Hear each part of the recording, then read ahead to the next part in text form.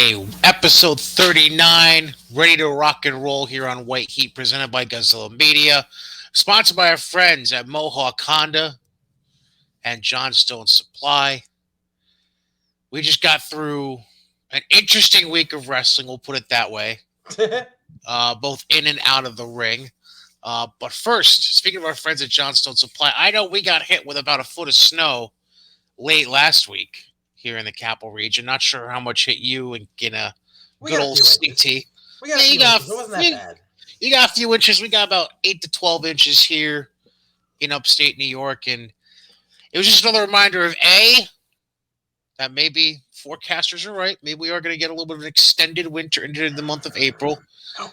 And the other thing is that you got to make sure you're not left out in the cold these next few weeks, and that if you need to, you need to make sure that your heating system is on point and not going to break down in the midst of any ice or snow or further cold that's going to be happening. So that means you got to get a hold of our friends at Johnstone Supply in Troy, ready to help you over the next weeks and months as this continues on. More important than ever, make sure your furnace or boiler is ready to handle the extra workload in the cold. So make sure you tell your friends and family to call Johnstone Supply in Troy, 518-272-5922, as the crew is ready to give you the advice you need to get out of your dilemma and figure out the best solution for you, whether it's just fixing a few parts or maybe looking into a new high-efficient Goodman furnace or Navian boilers. So make sure you go give them a call, 518-272-5922, or stop by their store on 6th Avenue in Troy. Talk to the guys, Tom, Kevin, James, or Rob. Make sure you tell them that you heard about them on White Heat as part of the Godzilla Media family, and they'll give you the hookup with that. All that being said, I know that it was particularly busy in the CT area because AEW had Dynamite and their Rampage taping last Wednesday in Connecticut, so we're definitely going to touch on that at some point. And we have a bunch to go over. So let's breeze through the quick stuff first and go from there. First off, New Japan, they've announced that upon further evaluation, 2 of the wrestlers they had originally put in the New Japan Cup will not be able to compete due to injury circumstances. One, Hiroyoshi Tenzan, is still recovering from a knee injury that he suffered recently. So that means that whoever wins the opening round match between Taichi and Toru Yano is going to automatically advance into the round of 16 in the New Japan Cup, as they will get a second round bye that would have initially been a match against Tenzan. The other injury, bit more high profile. Kota Ibushi, as anybody who's been following New Japan knows, he's been trying to battle back from injury, get back in the ring as soon as possible. Unfortunately, after further review over recent days, it was considered under best circumstances for his health to not have him return so quick. So he's been pulled from New Japan Cup as well, which therefore means he is forfeiting his first round match that he had scheduled against Great Okan. And Great Okan now gets a bye into the second round to face Taiji Ishimori on March 12th. So those are the 2 losses in New Japan Cup as far as able bodies that they were hoping to have. And now we've gone from a field of 48 to a field of 46 in the meantime. So obviously that's, it sucks to lose anybody from a tournament. Anytime you have to lose a guy like Kota Ibushi, that kind of brings down the star factor a little bit there, JJ. Yeah. On the other end of things, on the good side, there's 2 things that are good. Number one, the Beast is back. Chris Dickinson. Oh, yes. Yes. He's been officially booked for the New Japan show that's going to be happening in the Dallas area on WrestleMania week. Yep. He's being booked against Tomohiro Ishii. Mm-hmm. That's going to be April the 1st.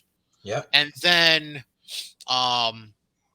before that, though, I believe, if I remember correctly, I don't have the exact date in front of me. I'm going to see if I can try to find that. It should be on that graphic that I sent you. I'm gonna pull that up right now. Dickinson has been booked in another match with New Japan. I believe New Japan US, if I remember correctly. It's Josh Oh no, Barnett's Josh Bloodsport. Barnett's Bloodsport. Thank you very much. It's a rematch of Chris Dickinson and Minoru Suzuki, which Which is the match Dickinson got hurt in. correct. It's in Dallas. I'm trying to find the And date, but it's it's in going to be Dallas. WrestleMania week. It's Thursday of Yeah. WrestleMania week in Dallas. So that Thursday he gets to fight Suzuki, and then the next day he gets Tomohiro Ishii. Talk about not taking it easy on yourself coming back. It's Dickinson for you. Yeah, back-to-back nights against some two bulldogs in Minoru Suzuki and Tomohiro Ishii. So good on Chris to be coming back, and it'll be good to see him back in the ring and making things happen again. Yes. Another thing intriguing about New Japan booking, New Japan US booking, and it's just intriguing about where this guy is going overall, because he's popping up all over the place the last week or two, and there's talk about him unfortunately making the decision that I know you were hoping he wouldn't make. Swerve is back on the scene, and he's been booked for a New Japan US show, Strong Style Evolved. Yeah. But there's also talk. Now, obviously, there's no debut that's been announced coming up at all. But there's talk he's going to AEW. Yeah, see, I'm not so sure, because like Fightful did the whole thing where they're like, Shane Strickland's been signed, and Shane Strickland quoted that in a tweet with just a wink emoji. Like, that seems like Swerve's trolling. Right. Yeah, so there's nothing really certain about it. There's no real confirmation to it. I know that at least I haven't seen any confirmation to it aside from that one post from Fightful. Mm-hmm. So it's kind of a wait and see type of thing. Yeah.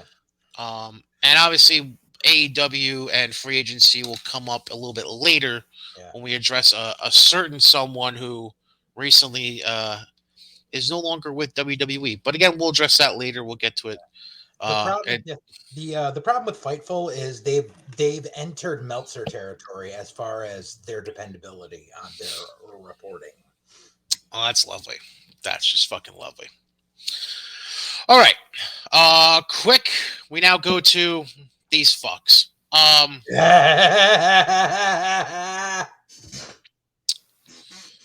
So combat. We'll get to that in a second.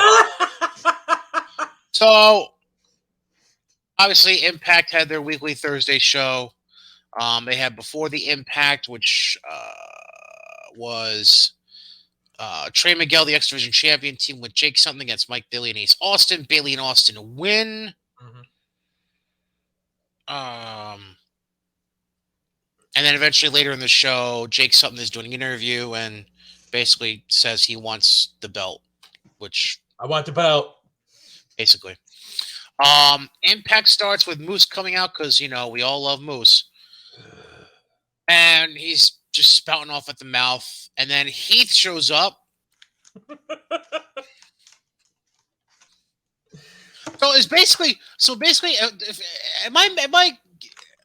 want to make sure I'm comprehending all this correctly.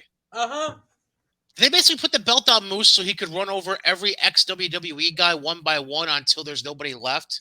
Yeah. Because he's dealt with Kaz. He's worked with Cardona. I'm trying to think of anybody else he's worked with from WWE since becoming champion.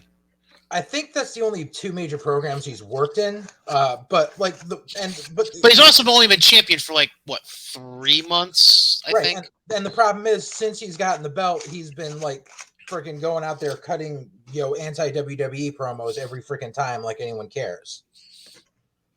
I'm the needle mover, I'm the real champ, blah blah blah, yada yada. I'm the son of God. Well, right now you're building a shelf. But here's the problem with all that, though. Fuck WWE. You're not even drawing AEW numbers. Right. So you're not going to get any attention from doing this shit. Right. Like AEW, one reason AEW draws attention is because they have an an indie like rabid fan base that has nowhere else to go with themselves. Right. Impact they're barely a blip on the radar at this point. So it's Right. like I get what you're trying to accomplish, but at the same time, it's like nobody fucking watches your shit. Right. I got in a slight debate with someone about what company has more clout right now, Impact or NWA. And I'm like, NWA is on fucking YouTube. And if you look, their average episode of their TV show draws maybe 20,000 viewers. Impact on average draws about 120,000 a week, which is shit numbers, but it's still five to six times what NWA is getting. And that's on a third-rate cable station that's known for playing old concert footage. Yeah.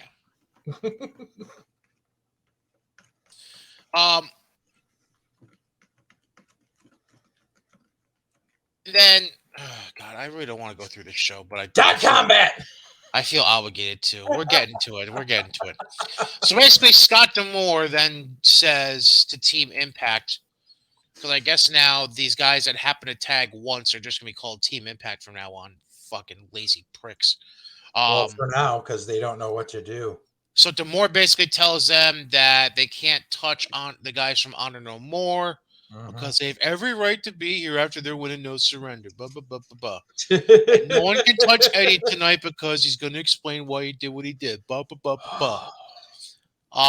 apparently, quote unquote, all bets are off when Rhino faces Eddie Edwards at Sacrifice, which, by the fucking way,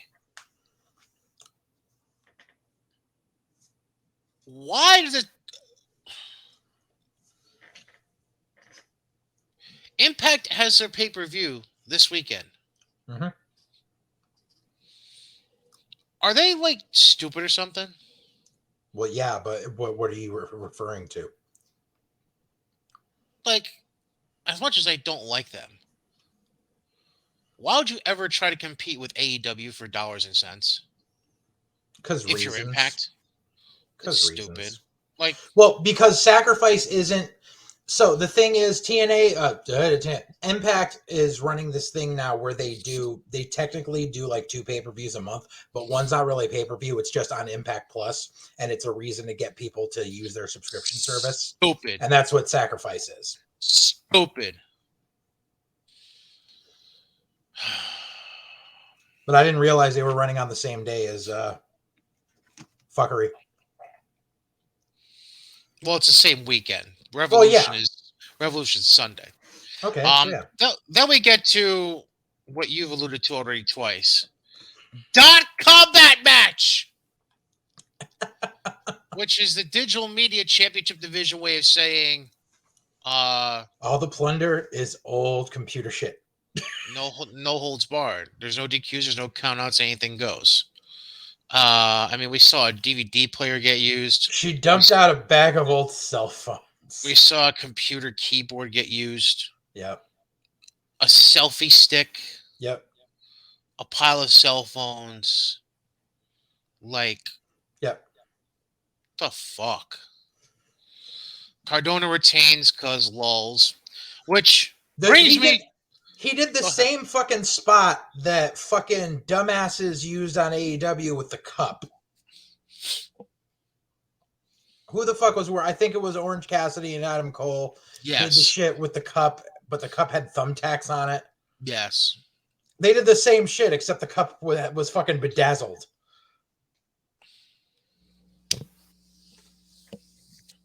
I hate my life sometimes. This brings me, though, to this shit. So last night, or yesterday afternoon, I think it was yesterday afternoon, actually, by the time Matt Cardona tweets out this. Now, I know it's kind of fuzzy, so I'll read the tweet and then I'll explain the picture to you. The tweet says, quote, "My bag is getting too damn heavy." And then he tags NWA, Impact Wrestling, AIW, which is an indie based out of Illinois, and NYWC, which we won't talk about. Hashtag always ready. Make sure you make it always with a Z, because the True Long Island. Well, I don't know what the fuck it is. And hashtag still here because no shit. All right, so the belts that are in the picture, I will go top to bottom. Mhm. So top straight across, that is the Impact Digital Media Championship. The one top left corner is I'm going to assume it's the heavyweight title in NYWC. I don't know for sure. Yeah, I'm going to assume it is. Obviously, the 10 pounds of gold is what's sitting underneath the Digital Media Championship. Mhm. The far right center is Zack Ryder's made-up internet title. Mhm. And then the bottom two titles are two belts he's won at AIW, apparently. Yeah. Now, you had your own reaction to this, but so did I. This was my initial reaction. I ended up tweeting back at Cardona just for shits and giggles because I didn't really care. And I specifically wanted to hone in on the internet title by saying, quote, I mean, one of those belts isn't a real thing, so yeah. So that was my initial thing. But then you broke it down a little bit deeper, Mhm. and I will bring up that message real quick. And to which you said, one, he made himself, which is the same one I was referring to. Mhm. Two, from a shit knockoff ECW indie in Illinois that draws 150 tops per show. Yep. The NWA, which means jack shit nowadays. Mhm. The Impact pre-show title. Yep.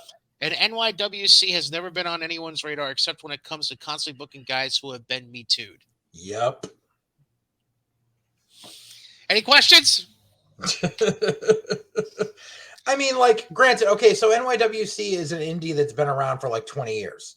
Like, okay, bravo.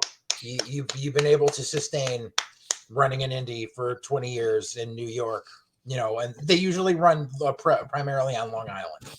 So that's why, because if you can find a crowd in Long Island, you know, they have money. NYWC doesn't run mostly in the inner city or other parts of New York. They run in Deer Park and fucking places around there. Mm-hmm. And they haven't been known for many good things in recent years. They book people like fucking Bull James, who was called out by numerous people during the Speaking Out movement, who is now suing some of those people for defamation of character, which is fucking ridiculous. Sounds about right.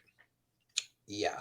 AIW, like, I remember when there was some streaming service on, like, when, like, I first got a Roku, so this was like years ago, and you could watch, like, it was kind of like a prototype, like, IWTV channel, but you could watch stuff from Absolute Intense on there. Their production value is fucking horrible and still is to this day. They draw shit crowds. And their whole thing is like, we're not like other indies. We don't do DQs or countouts. I'm like, so that's the exact same thing ECW did. Mm-hmm. And like, they're always like, blah, blah, blah. And they primarily run in Berwyn, Illinois, and like someplace in Indiana. Like, they've never really been a blip on the radar. Like, no one is going out of their way to go, I need to work for AIW. Like, it's an indie company. And this whole thing goes back to the conversation we had. It was either last week or the week before that, where we talked about indie guys like showing off like all the belts they have, and all that does is diminish every fucking indie you work for. Right. You know, and everyone's like, blah, blah, blah, belt collector, blah, blah, blah, Ultimo Dragon. No, big fucking difference. Big fucking difference. Right. Like, it's fucking pathetic. Like, and like I said, like, you know, of all those title belts you have, the Impact one technically means the most right now because it's the one that gets the most views, which is pretty sad. And apparently, an article was just released. I saw it like just we were going live. Where Matt Cardona said that WWE and AEW aren't even on his radar. He's too good for them. Right. That's why he's constantly got WWE's dick in his mouth and has not shut up about them since his release. Right. Like, dude, you're a bitter indie guy who had when did he first get signed with WWE? It was like fucking 07. Something like that. So he had like a 13-year fucking career. Like, you should have made your money, and by the time you were done, just said, cool, I'll go back to fucking helping run fucking Create a Pro Wrestling Academy and helping KM with Wrestle Pro and just be fine with it. But no, you've got to be the bitter fucking 40-year-old who's a man-child who's pissed off that he never got bigger than what he thought he should be. And it's just, all this shit just comes off as childish. I'm sorry. Yeah, I mean, but it doesn't even shock me anymore at this point. Right. Then there was something with inspiration and influence. Who really fucking cares? Then Yeah, Caleb. Yeah. Yeah. And then I already mentioned the Jake something Trey Miguel thing. Yeah. Bhupinder Gujar beat John Skyler because nobody cares. They're starting to push him now because apparently they didn't re-sign Rohit Raju. And apparently Rohit's been appearing at fucking AEW YouTube lately, so great. After the match, Morrissey comes out and decides to attack Scott. Oh, Skyler attacks him, but he. Do you know that Brian Myers had a commentator pro desk? Ridiculous. Oh, fuck me. Deanna beats Lady Frost in what was apparently a AAA Reina de Reina title match. Yeah, which like you couldn't tell from the commentary, like they hardly mentioned it. It was just a throwaway match. And then what's her name came out afterwards? Giselle Shaw. Yeah, she looks so fucking stupid. Yeah, I don't like what the fuck is that? A chain hanging off her sunglasses? Yeah, it's like, you know how like, librarians would have the chain for their glasses. That looks so stupid. But yeah, because that's not how you wear a glasses chain. A glasses chain is meant to be worn around the back of your head. Yeah. So that no, but she's got it hanging down in front. Like, no, bitch. Like, it's like this chick has never seen a picture of a librarian. Like, it's like when an alien sees a picture of a human and goes, "This is what I should look like," and like that's like something I should see in Resident Alien, not on fucking Impact. Then they show Bullet Club in the back. Jay White's talking. Violent by Design interrupts, and God storms in. Just a shit show. Violent by Design, yeah.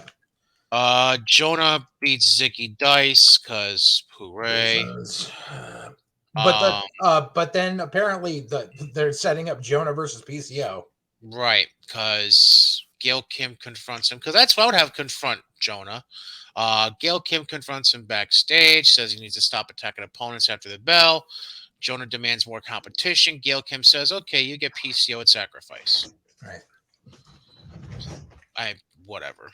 Well, Gail Kim is their like commissioner or something right now, so that's why. Yeah. Then Mickey James and Chelsea Green are talking to Gail Kim. Mickey wants to give Chelsea a title shot. Gail says, well, only if she beats Tasha Steelz in a No More Contenders match next week. Well, because what happened was Mickey and Chelsea were sitting there talking with Gail at a desk, and Tasha Steelz comes storming in, and she's like, oh, hell no! And so now that sets up the fucking number one contender. Just like that too. Exactly.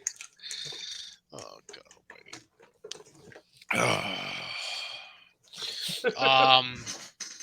Then Honor No More, consisting of Taven, Bennett, and King, beat Swan, Mack, and Sabin in a 6-man tag.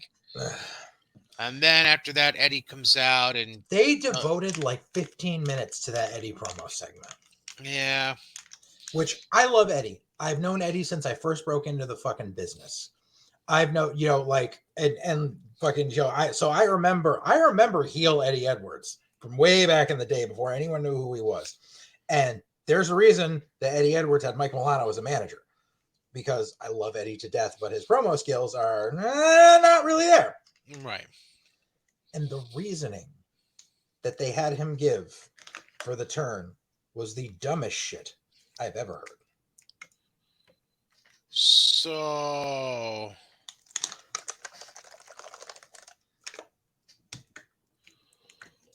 right. So I'm reading through this. Do I really want to read this out loud? No, don't, because it was a bunch of rambling. Okay, because that's what it's coming off as to me. So essentially, Eddie is talking. Alicia comes out and confronts him. Eddie says, "You're either with me or you're against me," basically, and then leaves Alicia in the ring to end the show. That's basically how. But the whole thing is, basically, it broke down as Eddie said the reason he turned on Impact and joined Honor No More was because he didn't get a title shot. Like, the timeline makes no sense because he basically talks about when Kenny Omega took the belt away from Impact and how they let everyone else go after him but him, how fucking Sami Callihan failed and how Moose failed.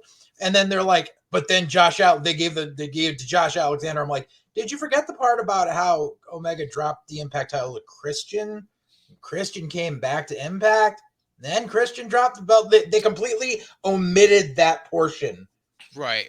And that's why, number one, that's the dumbest fucking reason to do a turn. I didn't get a title shot.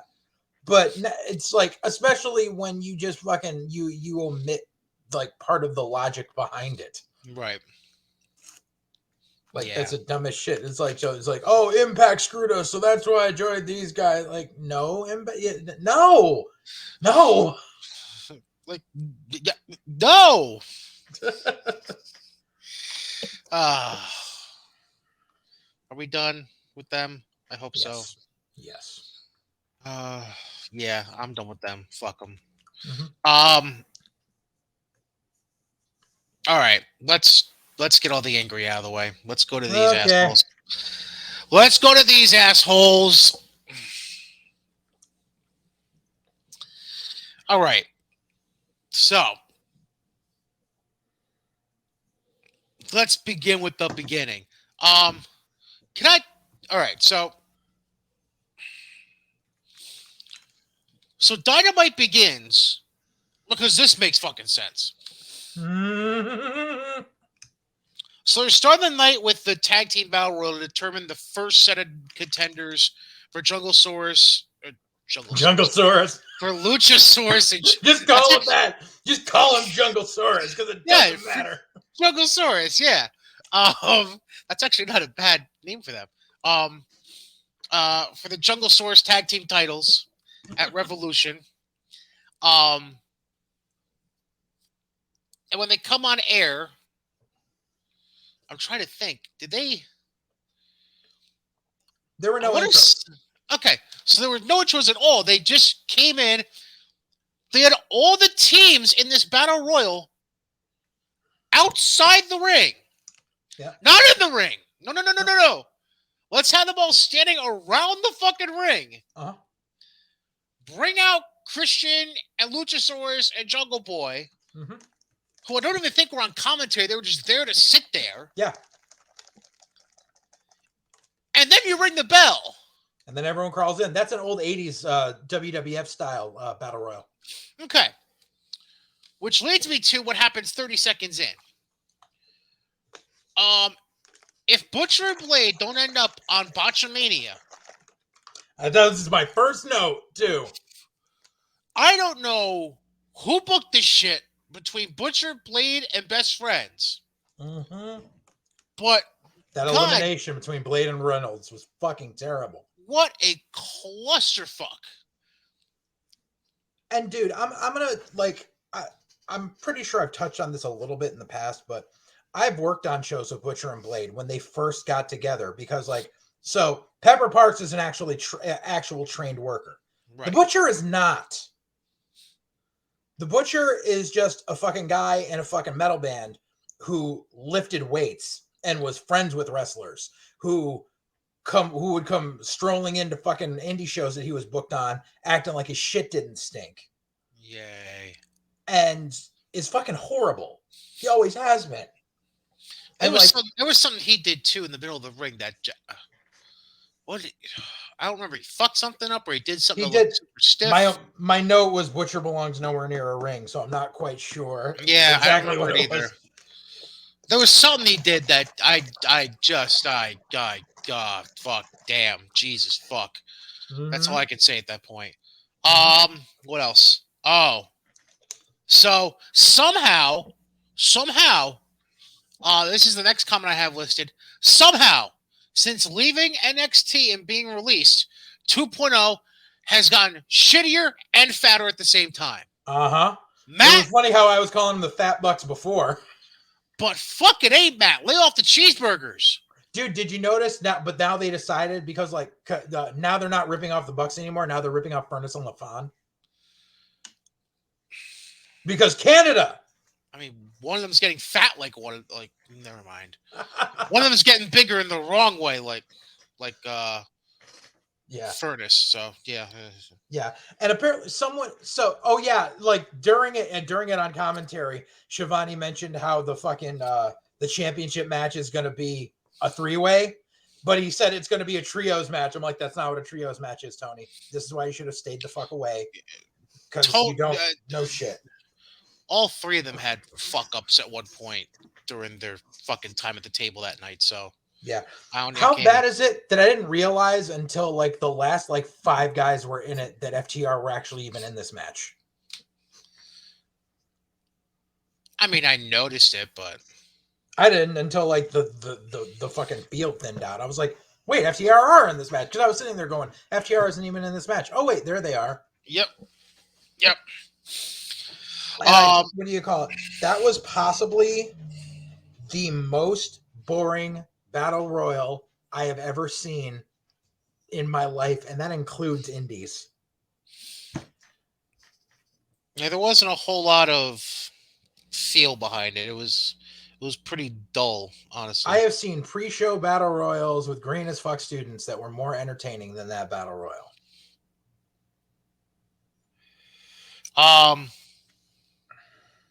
What's the other stuff I had here? There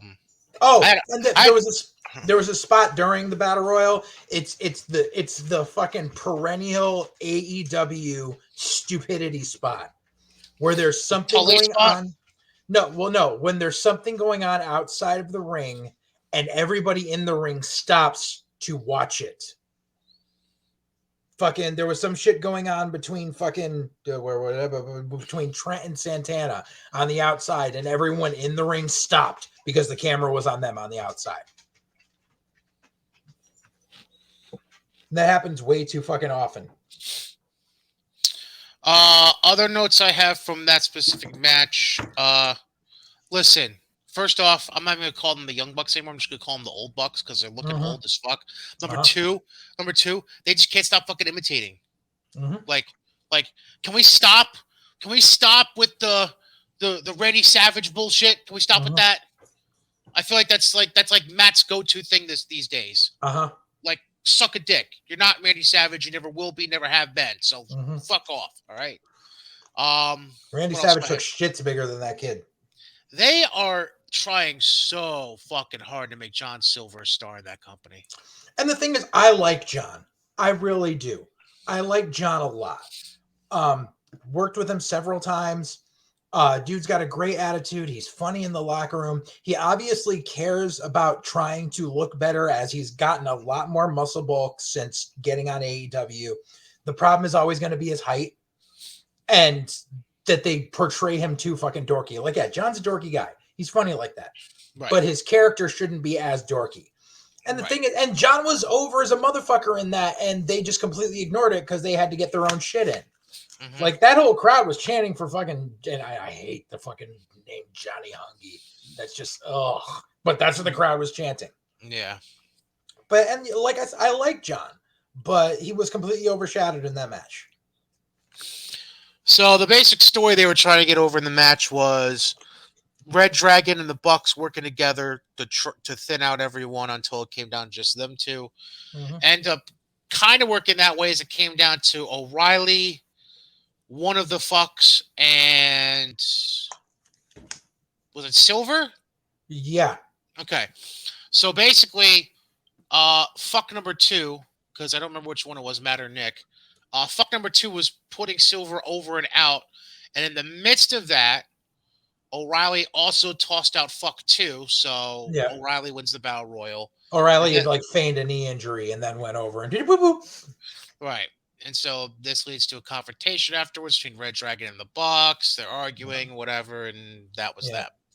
So Red Dragon gets the first spot in the title match of the pay-per-view. The second Battle Royal is this Wednesday on Dynamite. Yeah. And we'll see who the other team's going to be in that Then there was a match. post-match thing with Adam Page being out there, or Adam Cole. Who was it? It was Adam Page, yeah. Adam Page was out there, and Adam Cole was out there. And the whole thing was like, and fucking Adam Page is still terrible on the mic. But Adam Page is on the mic in the ring, and they keep the other cameraman on the fucking mobile cam is out next to Red Dragon on the ramp. And Bobby Fish is way too fucking loud. Yeah, and Bobby Fish won't shut the fuck up. And it's like, dude, this is why you never made it on actual TV in WWE. Because you can't take fucking cues correctly. You're a fucking idiot.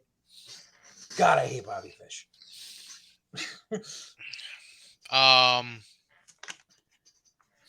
The other thing I'm kind of, as much as I don't want this to happen, the way they're playing this whole thing out, and then there was eventually a segment they did later on, because God forbid they had only the match involving Bucks on the show. They have to have a backstage segment too. Gotta have a backstage segment. The way they play out this whole thing with Bucks, Cole, and Red Dragon, I think, and you also got a little hint of this because when Paige came out, it was Red Dragon and Bucks in the ring. Mm-hmm. Paige attacks Bobby and Kyle first, and then when he looks at the Bucks, they're like, "Fuck it, we're cool, I'm good," and they both roll out. Are they trying to tease the Bucks maybe going face at some point, or is this just them trying to just believe there's a connection there that hasn't been there for 2 years? They've been teasing that since the night Paige won the title off Omega, because they did the whole thing where they appeared. Because Nick was going to interfere but didn't interfere, and then just kind of give them the nod. Yeah. It's all going to lead into the fucking big Elite versus Bullet Club feud that they want to ramp up this summer, and who's going to be on whose side, and the same old bullshit that it always is in angles like this. But there's no...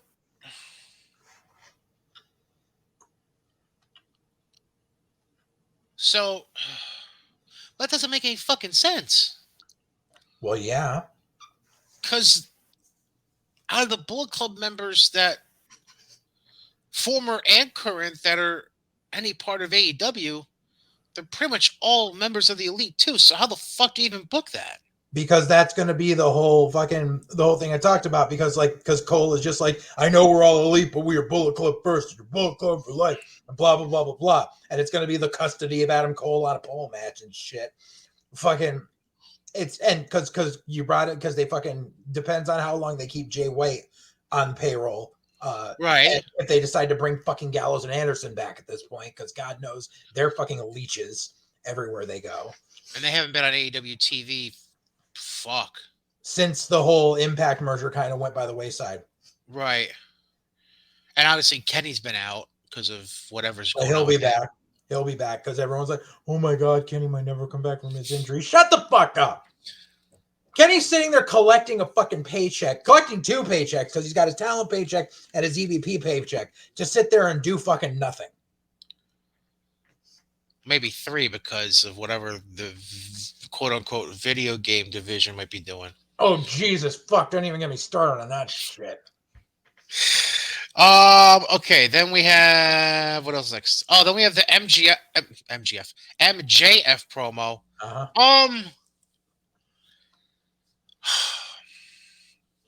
I think it was his best promo to date. I was torn about this.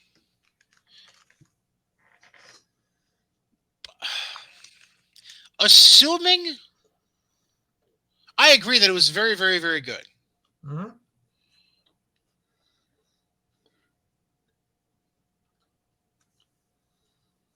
Are we taking all that to be real? Not shoot necessarily, but you get what I'm saying. Like, was this legit, Max? With maybe a little bit of dressing on it to fancy it up? So, It all depends on where they go with this. Apparently everyone thinks that it's going to lead to MJF turning babyface, which I don't see. MJF belongs as a heel. No. If they're smart, which they're not, what it should be is MJF basically just using this to lure Punk in and then doing mega fucking heel ever, being like, see, I can still get inside your head because I'm fucking better than you. Like, you people ate out of the fucking palm of my hand and I suckered Punk in and all this shit. Because it'll lead to like a sympathy spot in the dog collar match. Will be like, I looked up to you. And then ball shot. You basically just allude to what I was going to mention. Like, this screams something happening during their match where maybe Punk has the opportunity going for the kill to win and hesitates. You don't even need MJF to do anything. Right. You just need Punk to hesitate. Right. And then have MJF go over. That's what you need.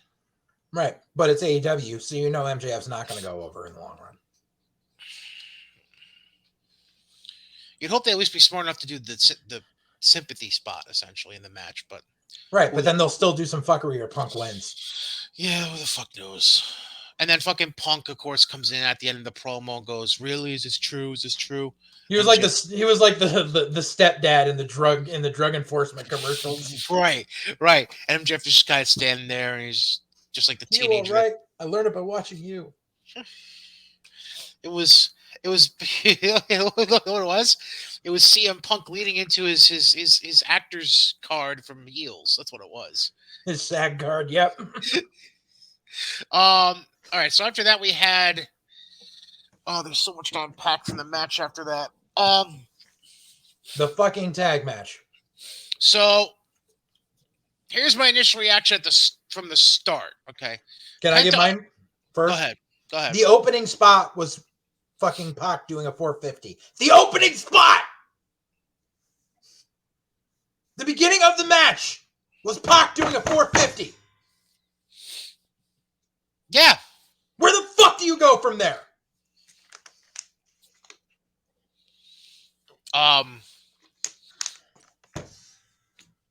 So even before that, I mean, Penta Oscuro is what it is. It's Pentagon Dark. Right. But I will say this. Nice name, by the way. What? Well, considering one of my first creations was El Tornado Oscuro. Oh, right.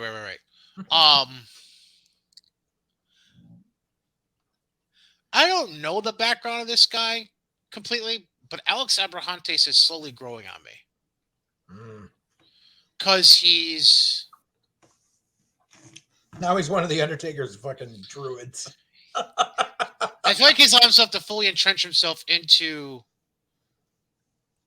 what Penta and Pac are trying to sell here. And I like it when a manager doesn't just generalize themselves into one look or one character per se. Mm-hmm. I like managers who have a little flair. What the? Oh, that was an email. Sorry, I had a random bing in my ear. Yeah, I like managers who were able to show depth. I feel like Alex has been doing that. So I like what I've been seeing from Alex. Obviously, we'll see what happens from here. But Pac and Penta end up winning because Pac blocks the mist from Malachi. What? Yeah. And then it leads to a roll up to get the win. But then Black and Brody jump Pac and Penta. Lights go out. Lights come back up. Buddy Matthews is in the ring. People were thick, and Malachi's acting all scared and shit. Buddy looks like he's going to attack Malachi, but instead, he starts attacking Pac and Penta. Malachi starts laughing. Eventually, Buddy stomps Penta into a chair, and Buddy Matthews is considered a new member of House of Black.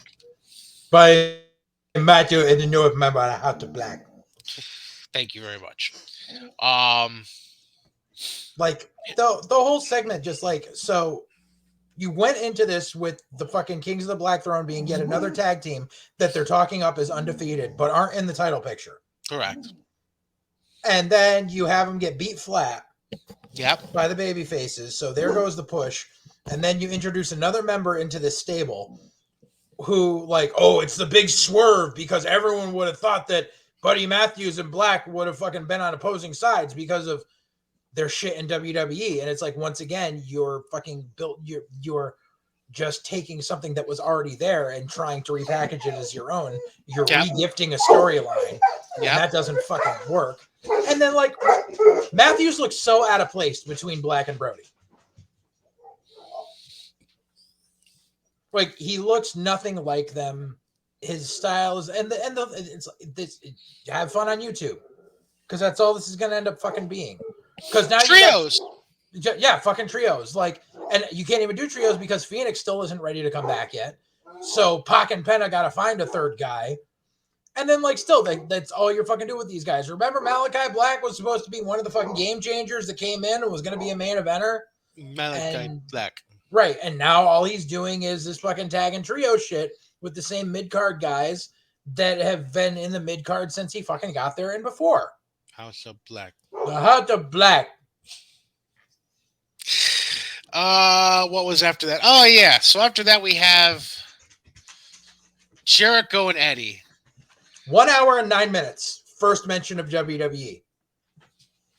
I mean, at least I got through the first hour. It's always around the 9 o'clock spot that it happens, though. At least they got through the first hour. Let's just give them credit for that. They got through 1 hour.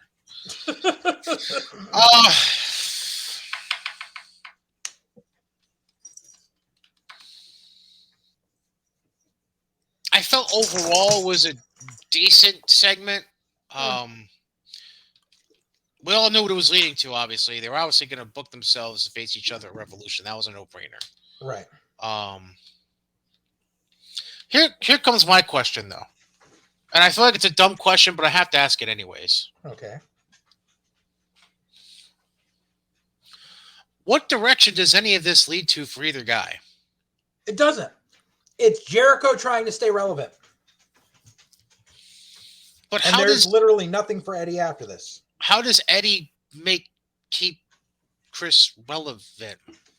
Because Eddie is the fucking hot fucking indie journeyman right now in AEW. He gets the big pop, especially in the New York market. And Jericho needs to be in there with someone who the crowd relates with. This isn't going to help for shit, though, because the pay-per-view is in fucking Orlando. Do you think that Tony Khan thinks this shit out? Hence why I said it's a dumb question. But exactly. Like, it's literally just for Jericho to try to glom on to whatever fucking praise Eddie is getting right now. So dumb. Then we have Ricky Starks qualifying for the Big Cheerio. Who the fuck did he beat? I don't even fucking remember. That's how.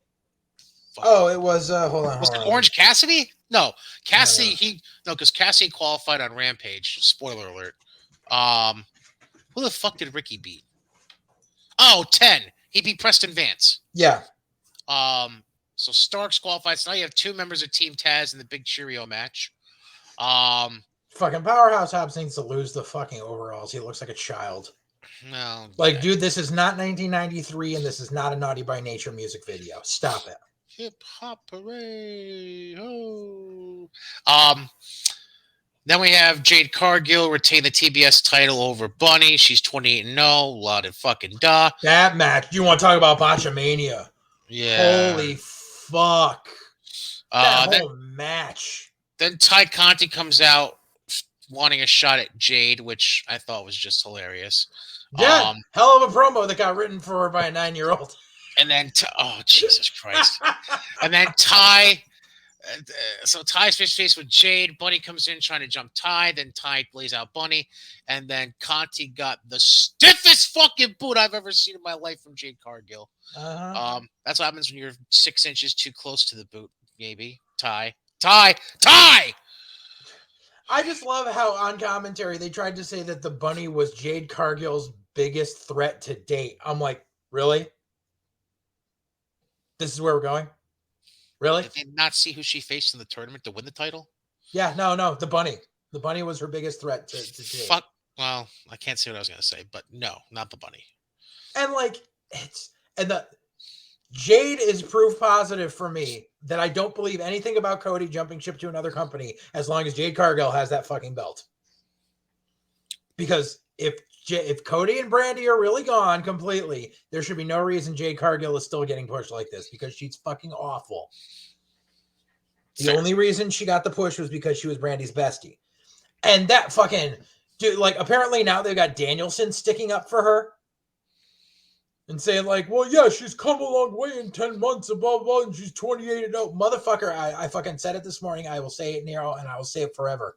Anybody who is in their first year of wrestling does not belong on national television. I don't give a fuck what company it is.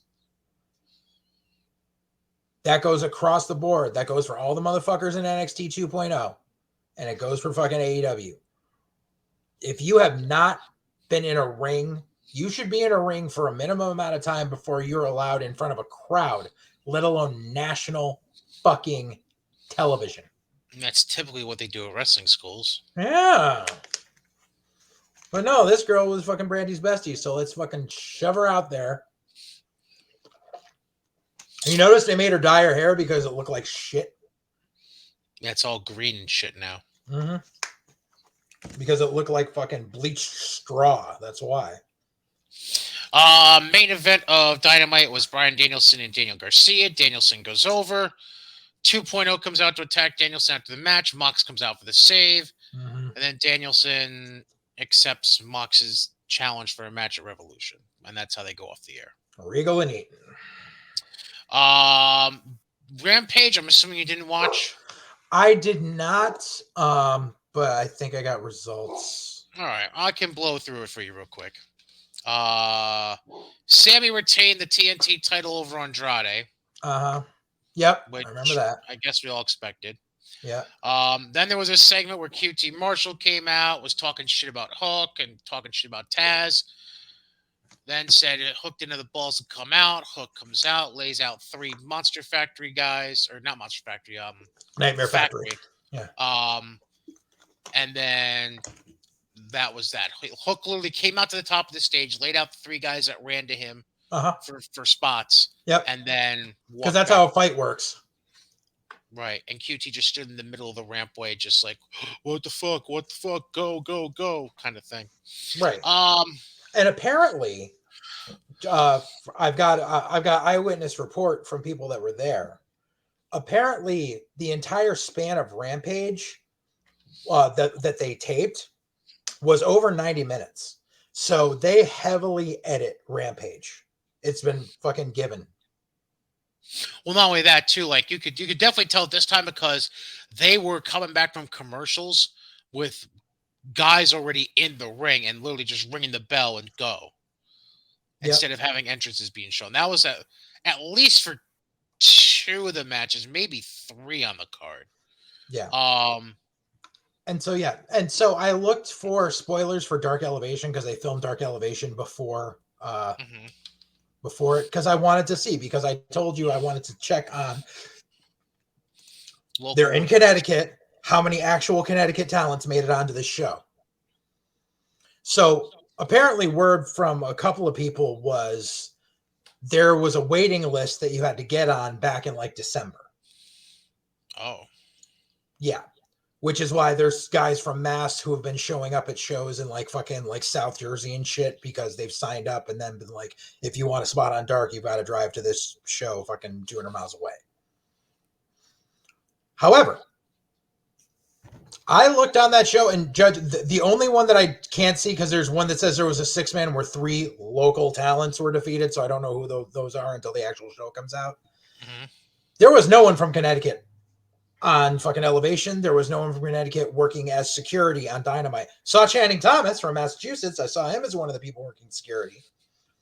Saw George Joel, obviously, who's like, he's under like semi-contract with AEW, and he's from Mass. But I didn't see any Connecticut people. But you know what I did see? Saw a lot of workers from Connecticut posting pictures from their fucking seat in the crowd.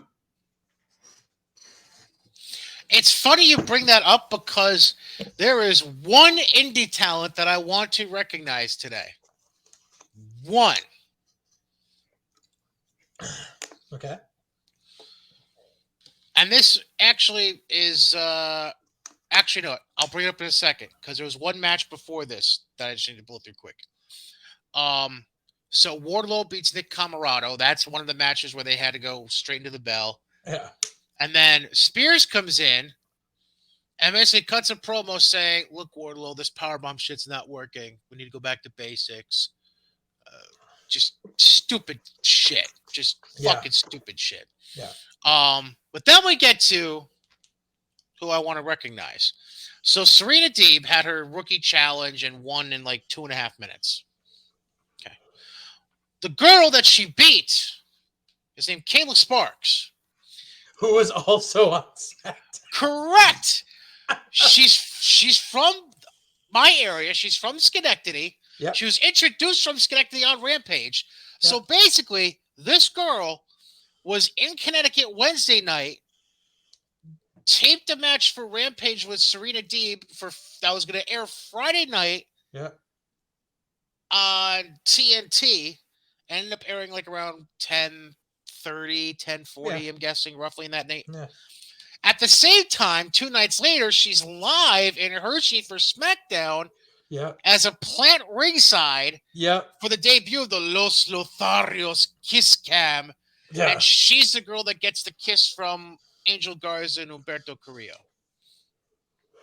So, good on you for being the only indie wrestler that had hustle to work both ends of the territory. Exactly. Good for you.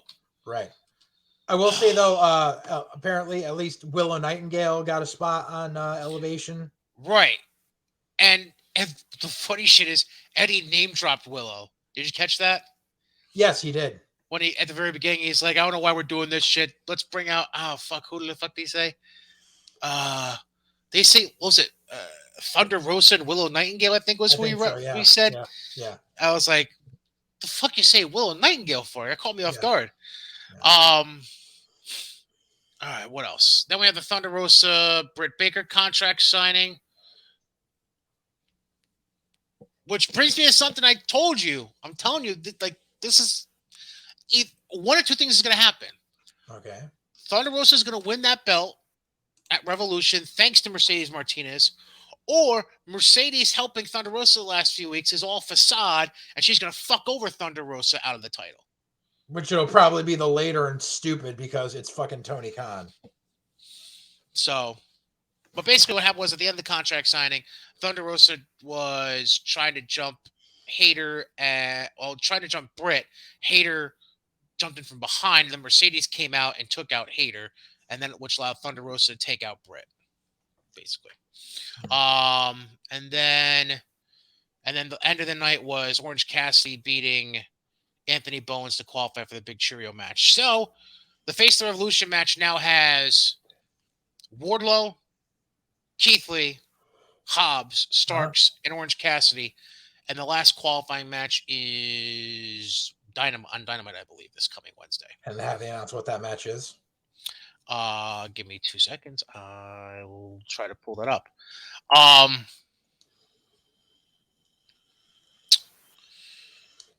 So I would also like to mention that, so Dynamite and Rampage were getting filmed at the Webster Bank Arena. That's not a very big arena. That's like, I like going to shows there because you've pretty much got a good vantage point no matter where you're sitting. Mm-hmm. But it's not a big arena. And they had at least 2 completely empty sections. And that's not counting the entire upper tier, which was empty. Which, I mean, the upper tier isn't a lot of seats anyway, and it's usually reserved seats, but still, that was completely empty as well. AEW is doing something 5 nights in a row this week. Maybe that's part of the big announcement. No, it's not, because it's been known for a while. Let me roll through what they're doing. So they have, first of all, I don't have a match list in front of me. I'll try to look for matches in a second. But Dynamite's Wednesday night in Jacksonville. Thursday night, they're doing I'm not sure if it's a live event or if they're actually doing tapings. I'm assuming these are going to be tapings for their YouTube shows. But they're doing a show at Universal Studios in Orlando Thursday night. Yeah. Then they're doing Rampage in Orlando Friday night. They're doing a Fan Fest Saturday, and in Orlando, and then Sunday night obviously is the pay-per-view in Orlando. And then next Wednesday they're in Fort Myers. So that's 6 events in 8 nights. Now, granted, they're all in the Jacksonville, Orlando, Fort Myers area, so they're not really going very far, but it's to be noted. Let me see. AEW. I should, it's probably good. I should go to their Twitter. That will probably give me what I'm looking for. In the meantime, I do want to bring something up while I look for these. See if there's matches announced yet. One thing that did come out is apparently, and I don't know, I don't understand this. So apparently Brian Cage is re-signing for a 1-year deal. Yeah. Tell me how this makes sense. I've been asking the same question. Because it seemed like there was nothing but shitting on AEW. Well, it's been his wife shitting on AEW.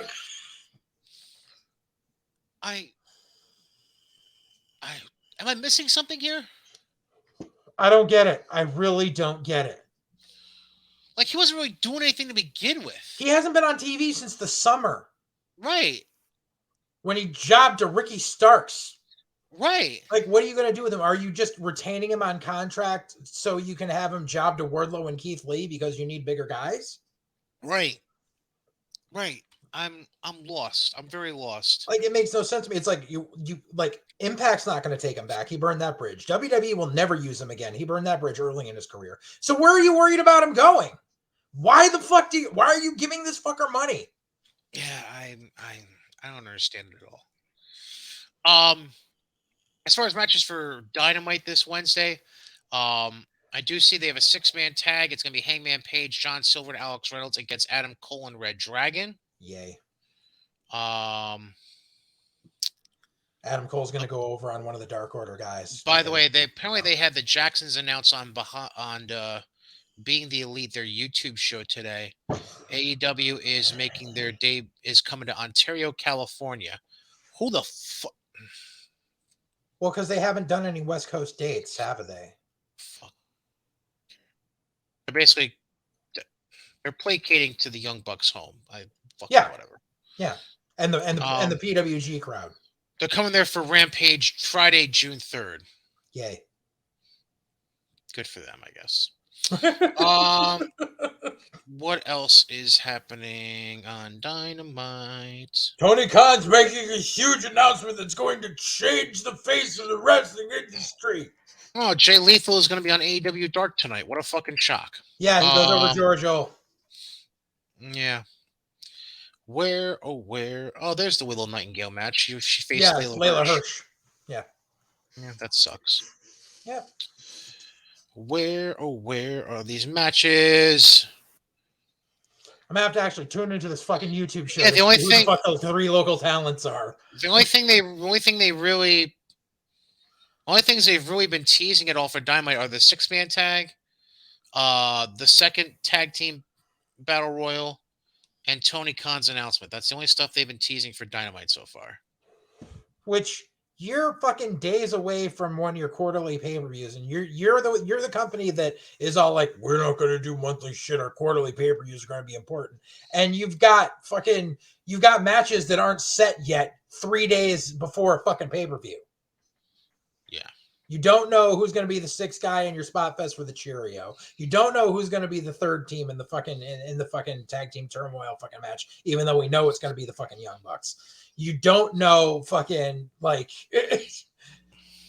you've had a 2-week build to fucking Adam Cole versus Adam Page. They just booked a Tornado Trios match, by the way. that's right. Sting, Darby, and who the fuck has Sting and Darby been standing up for recently?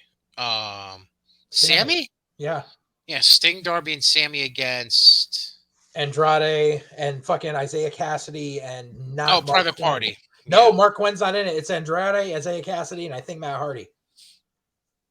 Because I specifically remember that like Mark Quinn has not been in these matches, which I laugh at because Why? What? because apparently they're trying to push Isaiah Cassidy because I'm guessing that Mark Quinn's ego got to everyone in the fucking locker room there too. That would be interesting. I wouldn't doubt it. Yeah, I know. Fucking a decade of experience dealing with that fucking kid. Yeah, I know. All right, well, let's get the fuck away from these assholes. Yay! And we're going to talk about WWE in a second, who, they're obviously on the road to WrestleMania. I mean, it's less than 5 weeks away. 33 days, if my math is correct, till WrestleMania Saturday. Because don't call it night one. Make sure you call it WrestleMania Saturday or WrestleMania Sunday. And WrestleMania Backlash. On this night one, yes. And make sure you call Backlash WrestleMania Backlash. Because fuck all.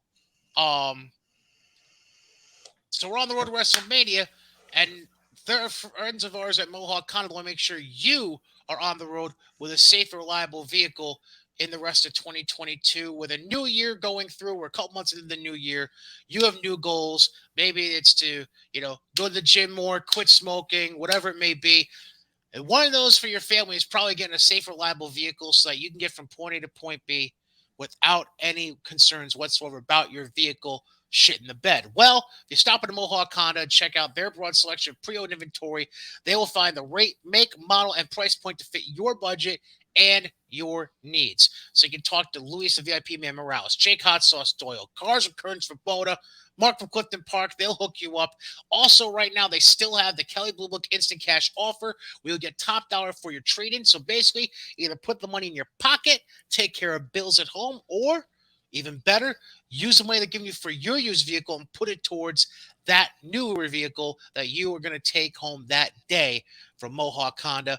Talk to any of the sales and leasing consultants like Brian McKenna, Mike Benice, Nicole Ozier, Cam McKenna.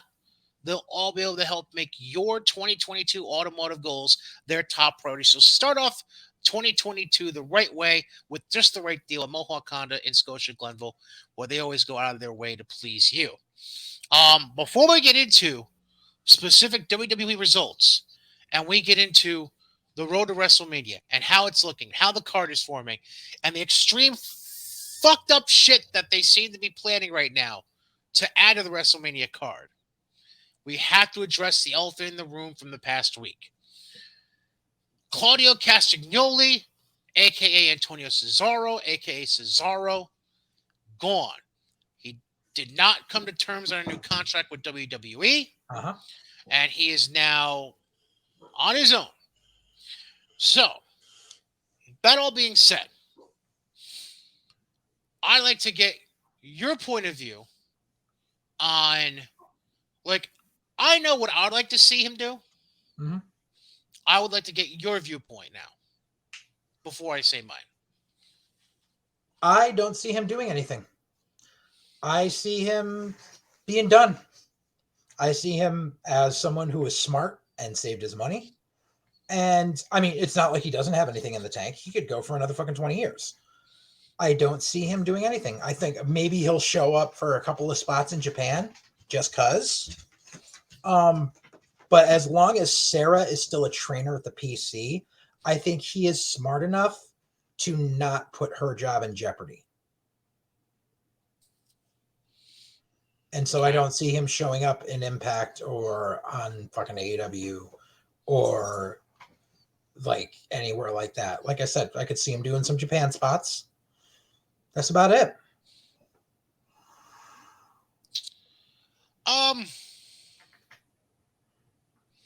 So I have two thoughts of where I think this could go. Number one,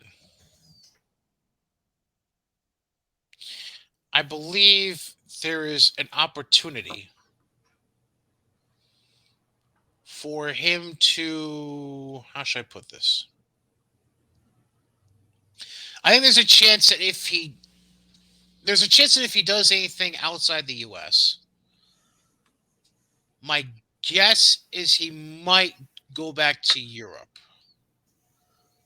My guess is he'd probably go back to Europe if he does anything outside the US. Japan obviously is a good option too, but I just kind of lean towards Europe because that's his roots. But the other side of me thinks lay low. Watch how things play out the next 4 to 6 months. Yeah. And if I'm him, there's only one company I even think about helping out in the States. Ring of Honor. That could be a possibility. That's the only spot in the U.S. I could possibly see him going and doing anything on a regular basis with at this point. Because, and the reason I say wait 4 to 6 months is because you got to remember, Ring of Honor, they've been on pause for, by the time they have Supercard of Honor in Dallas WrestleMania week, they will have been away from the public eye for almost 4 months.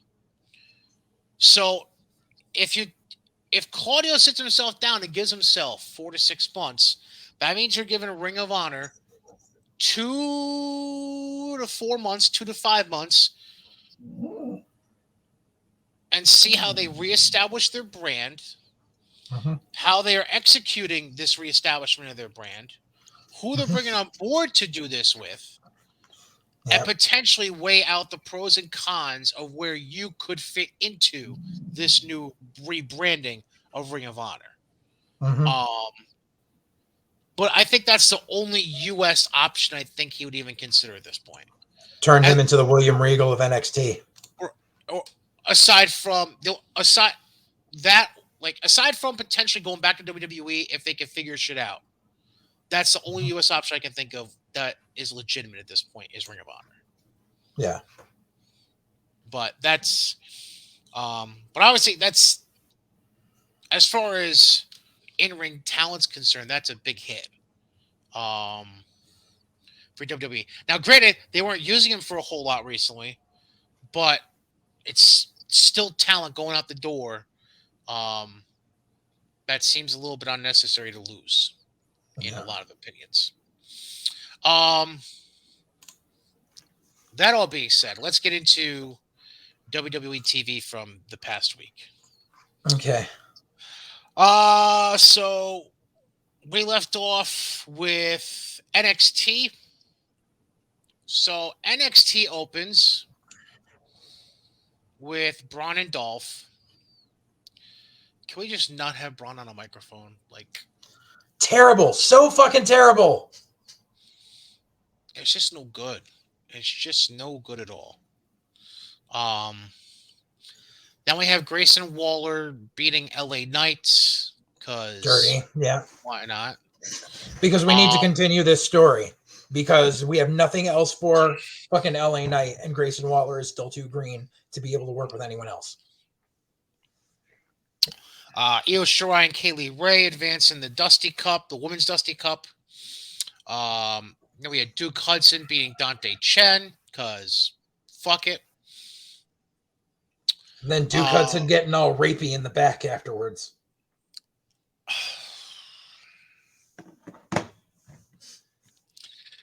Because reasons. Because we needed to make a session between Duke Hudson and Persia Parada. And we need to make it a love triangle bullshit where they allude to Duke and Indy previously dating. That's great. And make Dexter Lumis look like a bitch. Basically. Then we have Mello and Dunn do a promo. Then Grimes comes out and attacks Mello. So I think we're going to get a three-way in that situation. Probably. And then they come back from break, and all of a sudden, Trick Williams is actually going to wrestle. Yeah. That's interesting. He Yeah. ends up losing to Cameron Grimes. Mhm. And then we get to your favorite part of the show.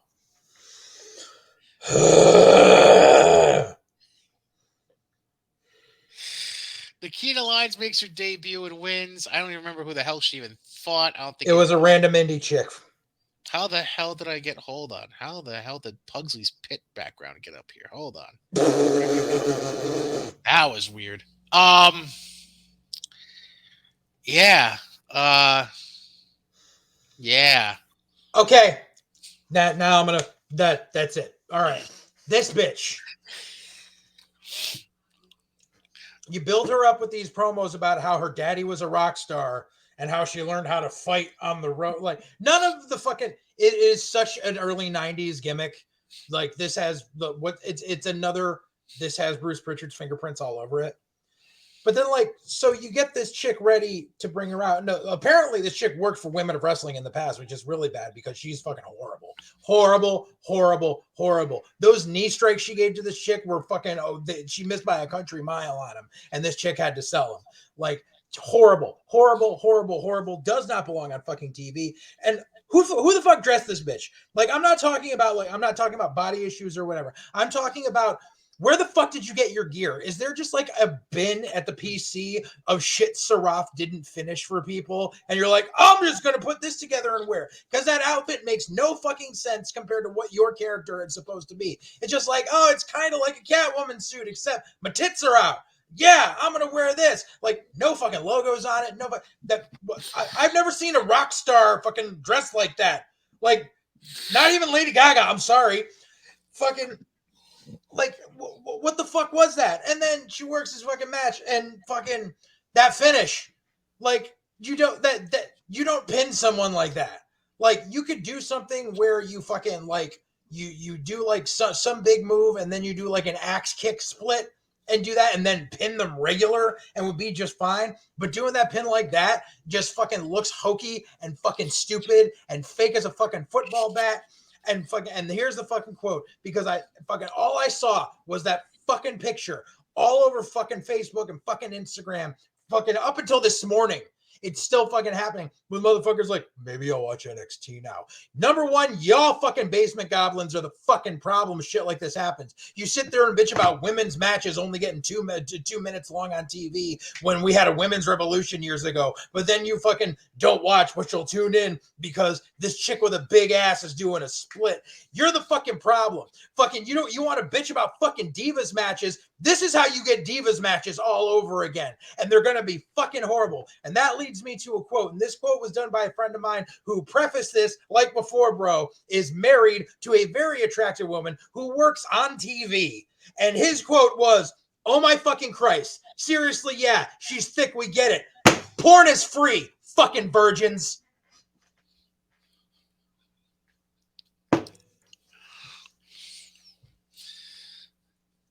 I'll give you an analogy for the outfit. Sure. Looks like an unfinished G.I. Joe costume. Right? It's like literally like there's just a fucking bargain bin of fucking shit Seraph didn't finish at the fucking PC. Or it was the extra material they couldn't use for who's the fucking ex-Marine dude that they've had on the show the last few weeks? Draco Anthony? Yeah. It's like the extra material they decided not to use for his cargo pants, so let's just throw it on her and see what happens. Like, the outfit makes no fucking sense. And, God knows, like, I have a feeling we've got a serious fucking bout of Sean O'Hare-itis here, where the fucking promos are well produced. Oh, man. And she can talk in the pre-tapes, but the second you put a mic on her, fucking put a live mic on her, she's going to flounder. Oh boy, if I'd be having convulsions right now if I wasn't in front of a camera. Oh man, Sean O'Hare. That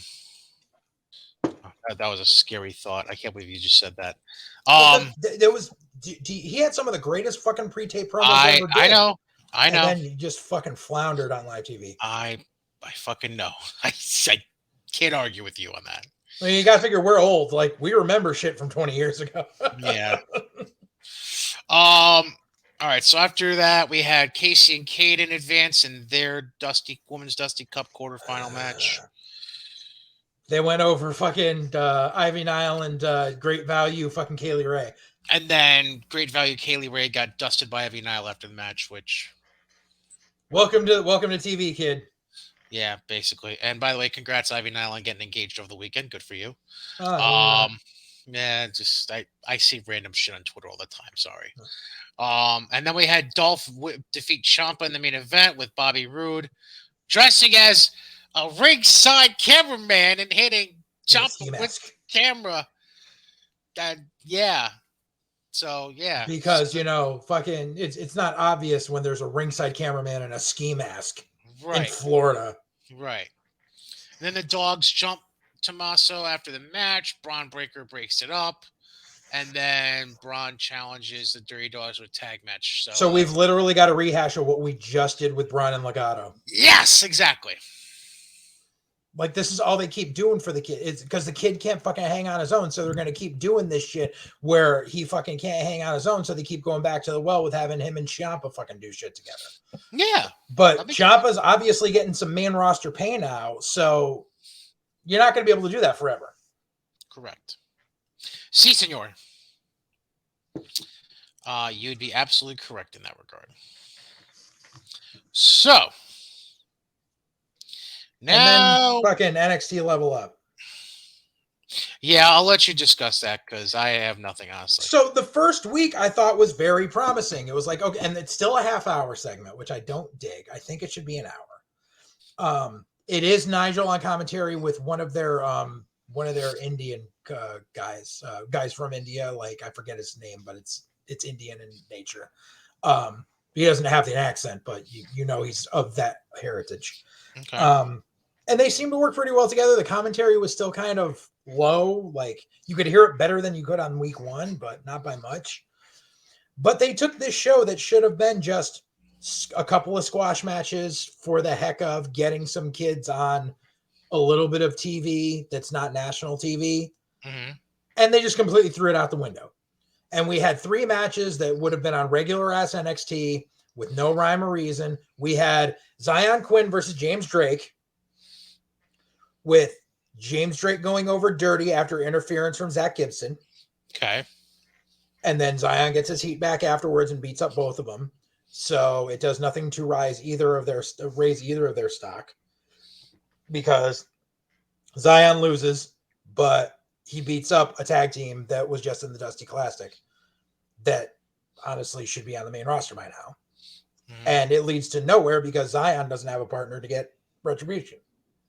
So it was a throwaway match for the sake of having a throwaway match. Basically. Followed by our next match was Saray versus fucking Electra Nachos. Fucking Electra Lopez, for those of you who don't get it. And remember how they're rebuilding Saray, like, because they dropped the ball with her, so now they're doing the whole thing where she's fighting for her grandmother's fucking spirit and everything. And so now we're putting her on NXT level up. Yeah, now we put her on NXT level up, and we have her lose to Electra implants. And we have Electra go over dirty with help from Legato. Because we didn't just see that in the match before.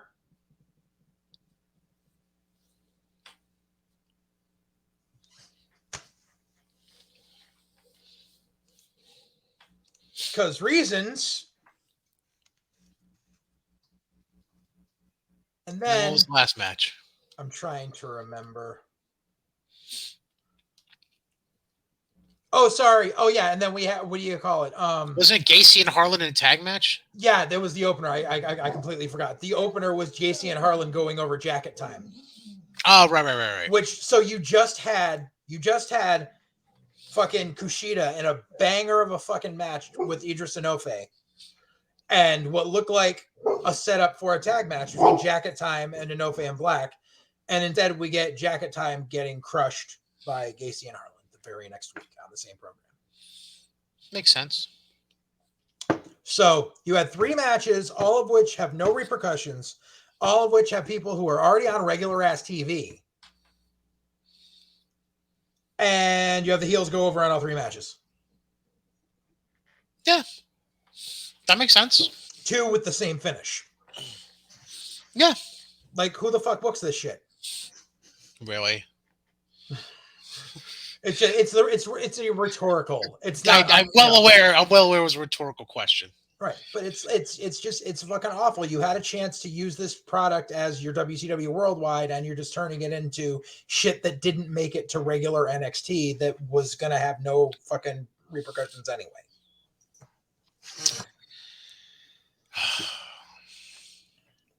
So then we get to SmackDown. Yeah, Hershey, PA, baby. We start with Ronda in the ring with Michael Cole in a traditional interview. It's good to see a commentator in the ring getting treated with respect instead of getting kicked out all the time like Tony Schiavone. Isn't that nice? I'm sorry though. When Pat McAfee said the greatest commentator in the business today, Michael Cole, I wanted to stab Pat McAfee. Well, I mean, what do you expect? I love Pat McAfee, but I wanted to stab him when he said that. So Ronda's doing the interview. Charlotte interrupts, says her shit. Then Sonya comes from behind and tries to attack Ronda. Ronda and Charlotte both work the right knee of Ronda. And that leads to the next segment. Sonya's back in the office of Adam Pearce. And Adam Pearce says, fuck you. Now you're facing Ronda one-on-one next week on SmackDown. Right. Which I would like to say, and I was going to allude to this a few weeks ago, but I think we forgot to because it was like a conversation we had privately. And then you said, save it for the podcast. Mm-hmm. Mm-hmm.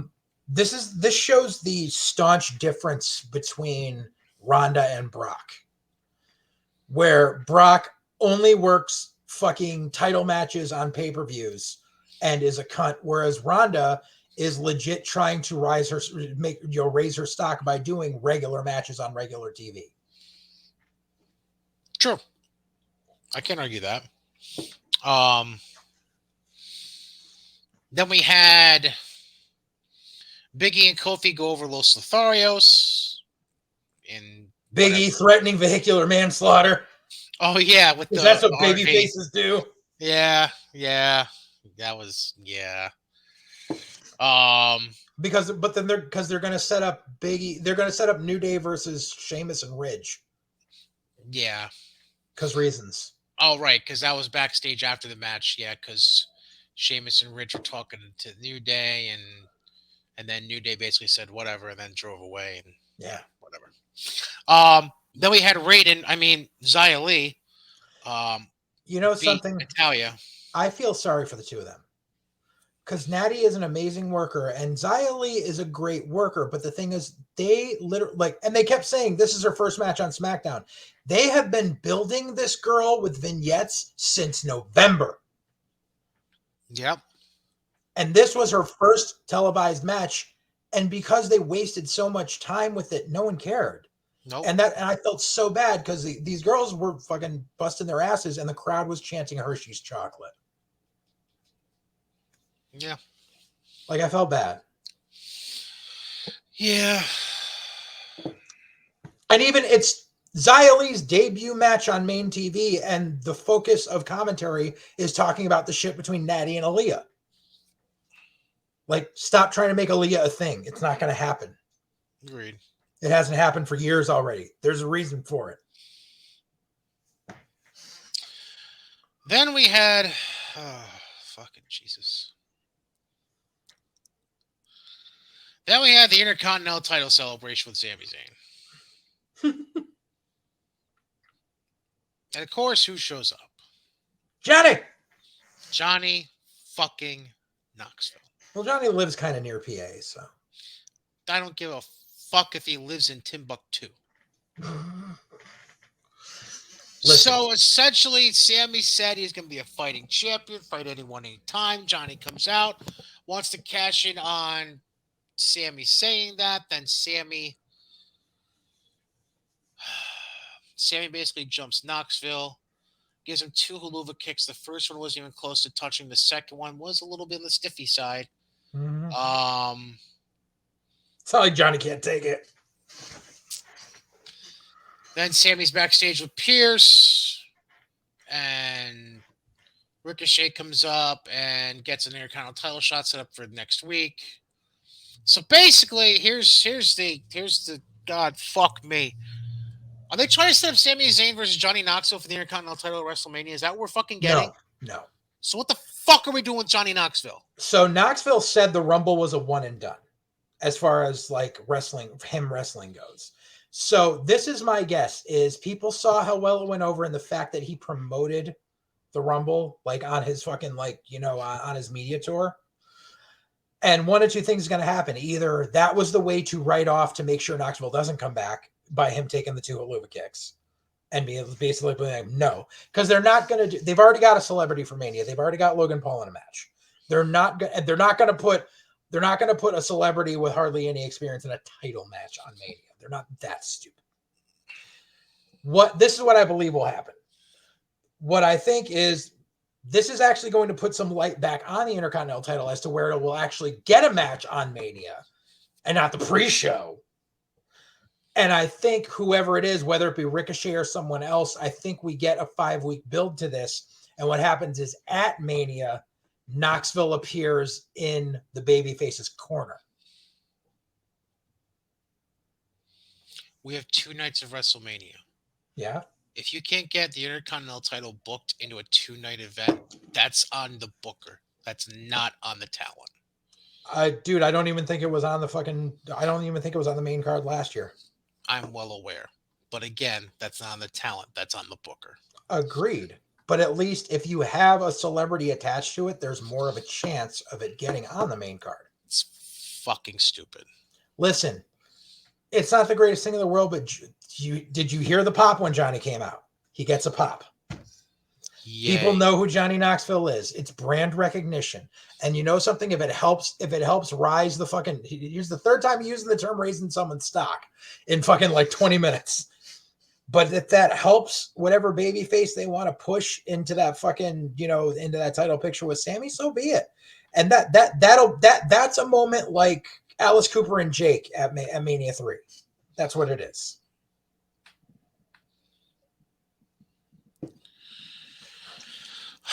Maybe it's just because I'm not a Jackass fan. Maybe that's why it's not rubbing off on me. How can you not be a fan of Jackass? Jackass is hilarious. I'm not a fan of stupid shit.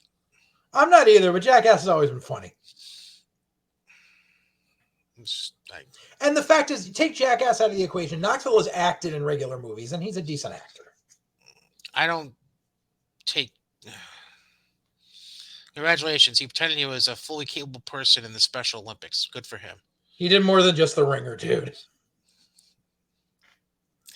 I just feel like bringing that up because I think it's still fucking hilarious that he did that.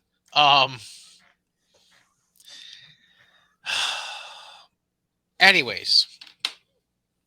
What the fuck was next? I can't even remember. Stuff. All right. Sasha beats Shotzi. Shotzi got the while Naomi's on commentary.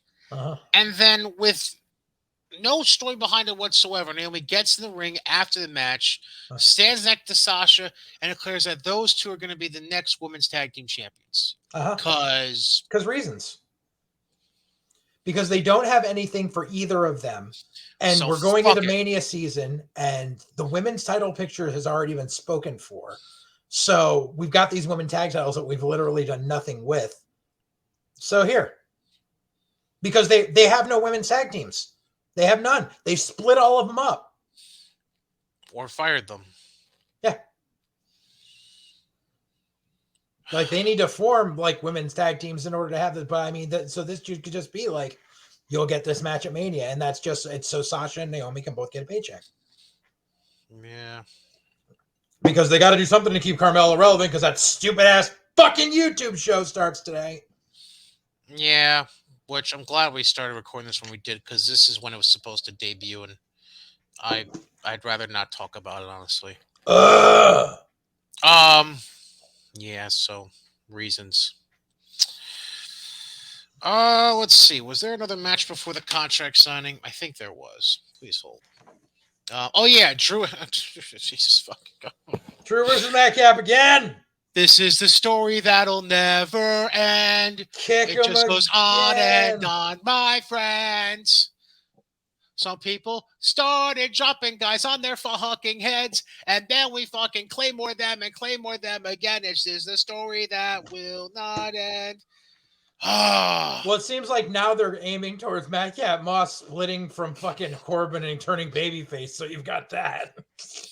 Because babyface Madcap Moss is just what we all fucking need. Well, because they'll turn him babyface and then he'll disappear.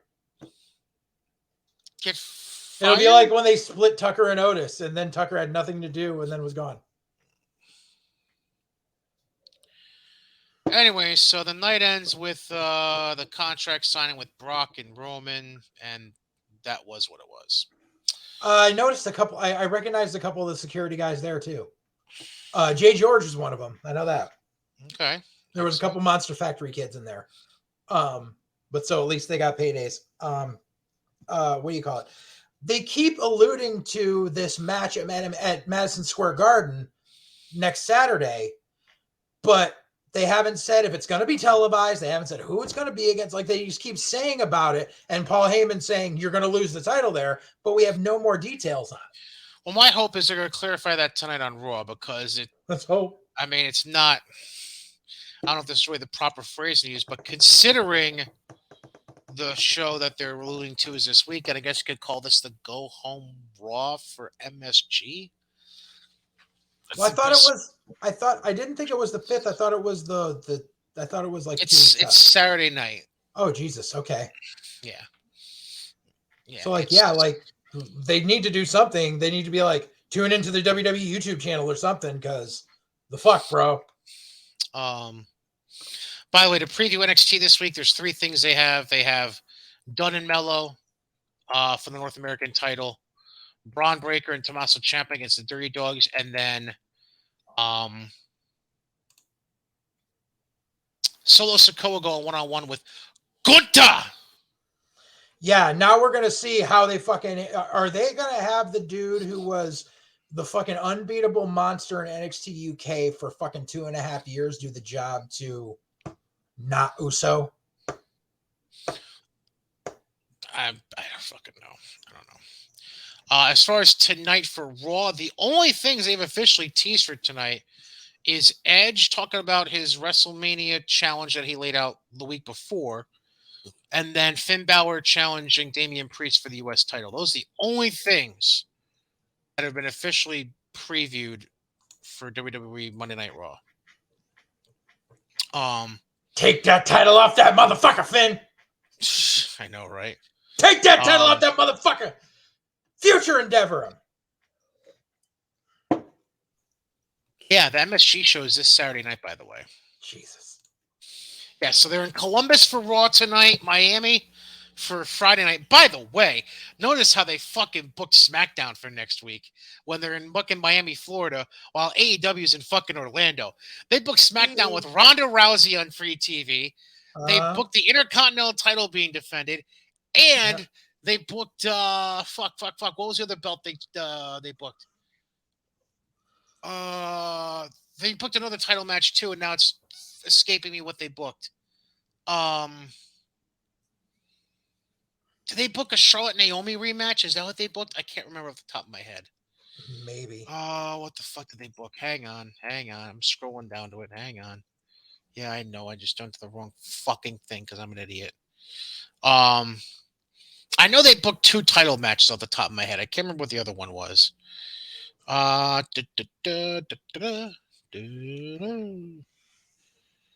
Intercontinental. Of course, they're not going to show me what the hell got booked. But yeah, they booked a second title match. I can't remember off the top of my head what it is. I want to say Charlotte's defending the SmackDown title, the SmackDown Women's title. I'm not 100% sure. But yeah, they booked 2 title matches, and they booked Ronda Rousey for SmackDown. The same when they're in Miami and AEW's in Orlando that weekend. Yeah, boy. Creepy motherfuckers. Speaking of creepy motherfuckers.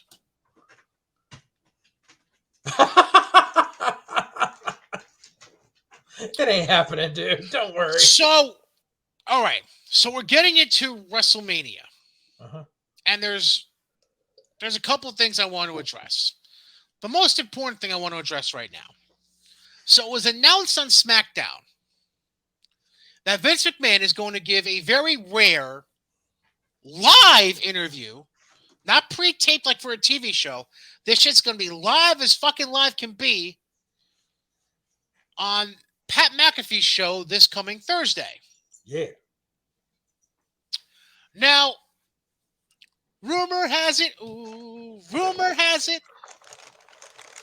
that this interview is going to be partially staged at some point to start building a storyline that'll be used towards WrestleMania. Now, logically speaking, I stress the phrase, logically speaking, you would assume if they're trying to book a storyline for WrestleMania involving Pat McAfee, the opponent would be Austin Theory, because I can see that. of the Vince Austin Theory dynamic that's been building for the last couple of months. Yeah. But there are talks swirling in the winds that Vincent Kennedy motherfucking McMahon, at age 76, Not happening. is trying to get one more time. Not happening. It's not happening, dude. Everybody need to calm down.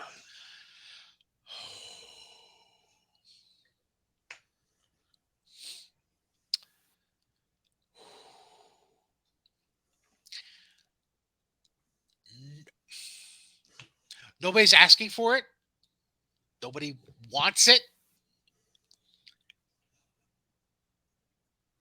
I can live with McAfee in theory. That'd be good. Because we saw what Pat was able to do with Adam Cole. Mm-hmm.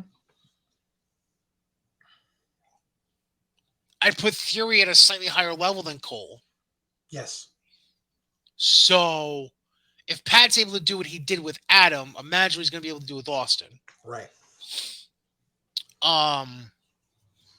Just, this is me being on my knees. I'm begging. Vince. Be at ringside, fine. Actually in the match, fuck all. Don't pull a Vince Bret Hart out of your ass from 14 years ago.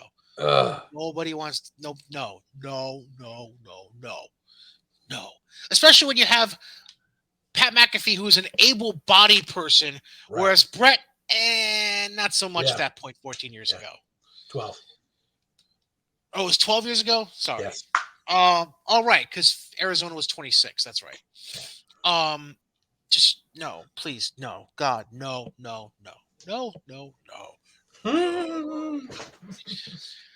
That's number one. Number two, we need to circle back to this Lesnar Reigns thing.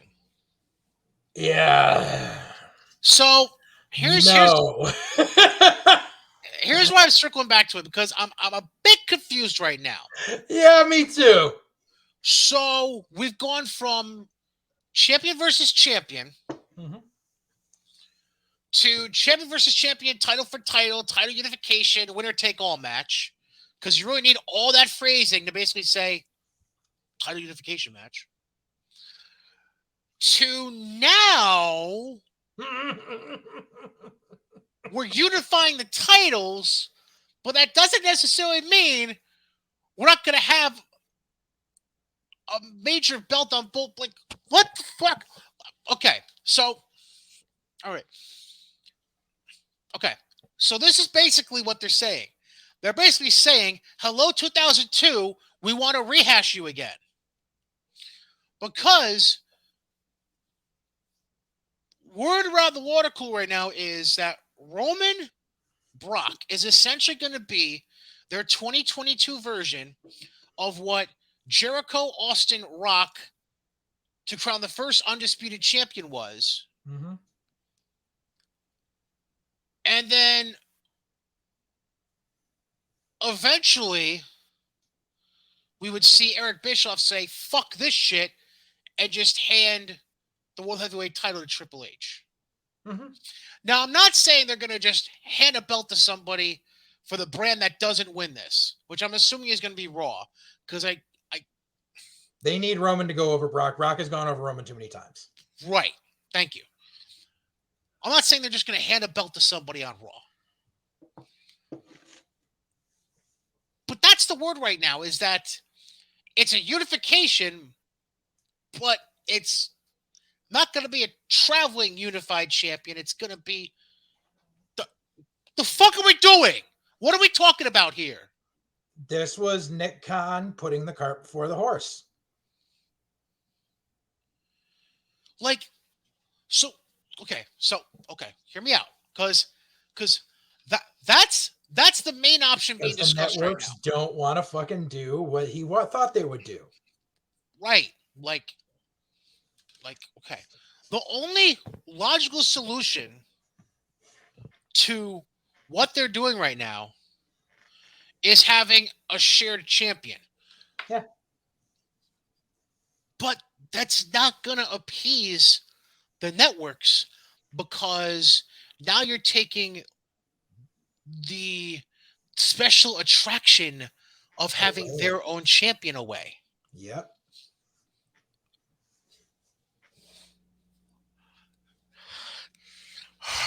Yep. I called it, didn't I? Didn't I not call it? Here's...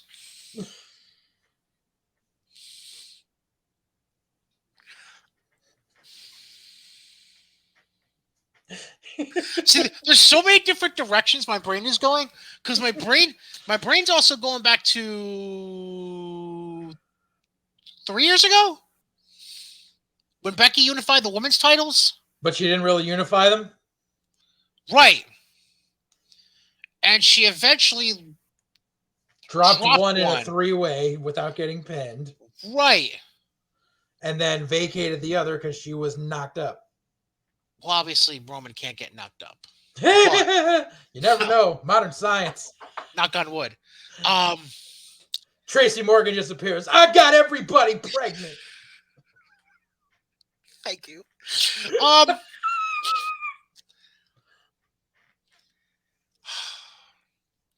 then the question becomes, like, I know Roman's a company man. Does he really want to travel on Mondays on top of the schedule he's already keeping?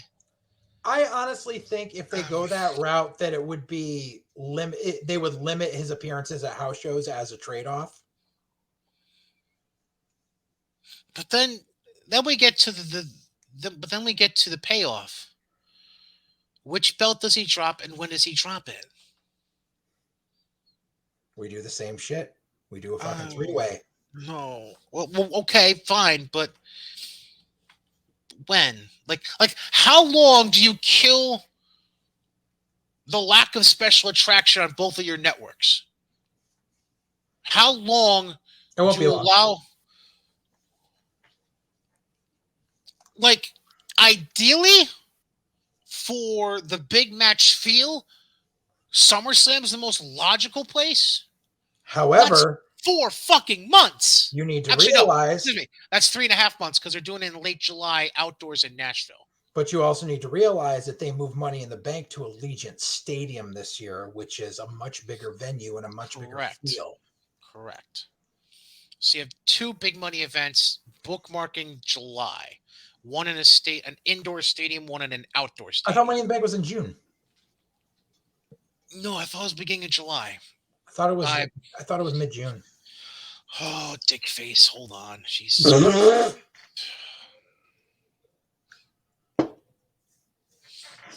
Sorry, that was rude. I shouldn't have said that. Yeah, fuck you. I meant it. Scroll. What the fuck? Did I just see a show called Sunday Stunner? What the fuck is this? Money in the Bank. Whoa. Time the fuck out. Hang on here. All right. So I'm scrolling through the live event calendar on WWE.com. So Saturday night's main event is going to be April 16th in Erie, Pennsylvania. Yeah. And then they're doing, I'm assuming, 1 live, 1 taped. I don't fucking know. Because they're doing 2 the same fucking night, April 23rd. Yep. 1 in Montgomery, Alabama, 1 in Reading, Pennsylvania. And then Lakeland, Florida on April 30th. Mm-hmm. The following week is Backlash weekend. Yeah, Money in the Bank is July 2nd. Oh, okay. Oh man, my anniversary weekend, I got to be watching Money in the Bank. Aw, shame. But that's not the thing that threw me off. What threw me off is there's something called Sunday Stunner on here. What the fuck is Sunday Stunner? Are they bringing a Sunday show back to the network? It's probably just a one-off. No, it's booked on April 24th and May 1st right now. This May 1st one is Fairfax, Virginia. The first one, it says Visions Veterans Memorial Arena. Hang on. What was it again? Visions Veterans Memorial Arena. Oh, Binghamton. Alabama. Oh, Binghamton, New York, asshole. Oh, New York. Sorry. I was thinking of Birmingham. My bad. Yeah. You just said Alabama. And that's stark difference. Yeah, big difference. 3 more teeth. Wow. Fuck you. Ah! Binghamton's only like 3 hours from me. Fuck you. That's funny, but fuck you. Sorry. Yeah. That's interesting. Yeah, I don't know. I'm confuzzled. I'm very confuzzled. So this is basically how WrestleMania looks as of right now, as far as what's officially been announced. So night one, we officially have both women's title matches, because that makes sense. Charlotte and Ronda for the SmackDown Women's title, Becky and Bianca for the Raw Women's title. Why would you put both in the same fucking night? Why? Oh my God, why? You know why? Because normally they would have one men's title match on Saturday and one men's title match on Sunday, but because they're doing the unification, the sign of unification, they're putting both women's matches on the night one to try to balance it out. Fine. I'll take that as your excuse.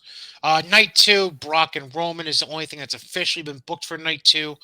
Obviously, the two matches currently pending that haven't been assigned an official night are the Mysterios against Logan Paul and The Miz, and then whatever the fuck Edge ends up getting for his match. Which we'll probably find out this week. And then... Ooh. And God knows if we're going to get the Andre or women's battle royals on Mania weekend, or if they're going to end up on fucking SmackDown. Correct. Then one would assume also we have a women's tag title match, which now we can put Naomi into. I had Sasha and Bailey listed here as what I was thinking. Which would have been better. Right, but instead it's going to be Sasha and Naomi, it looks like. Yeah. Obviously, I can take Cesaro out of this fake card I had put together. Yeah. Yeah. You know, I'm just pissed we never got any of the fucking Cesaro Walter matches in the U.S. And like they didn't even bother like recording any of them to like put on Peacock. I know. So aside from what's already been officially booked, here's what obviously we're looking for down the road. We're looking for, I just mentioned the women's tag titles. We're also looking for an IC title match, a Raw tag title match, a SmackDown tag title match, maybe one or both of those battle royals that we've had in previous years. Yeah. U.S. title match. More than likely, McIntyre against Happy Corbin. Probably. And then if KO Stone Cold. KO Stone Cold, yeah. Who knows? Nothing's been announced yet. And then the other thing I've listed here that isn't official yet, but could happen depending on what happens in their tag title match next week, I believe it is, on Raw. If they split Orton and Riddle, you could have them go one-on-one at WrestleMania. Right. They shouldn't split them. Not at this point. It just feels like that's kind of what they're working towards. Right. So yeah. Other wrestling news. Number one, and this is still kind of WWE affiliated. Did you just put up a 2? Yeah, because I have 2 items I wanted to talk about. Okay. Real quick, word coming out right now. I don't have anything official as far as a follow-up to it, but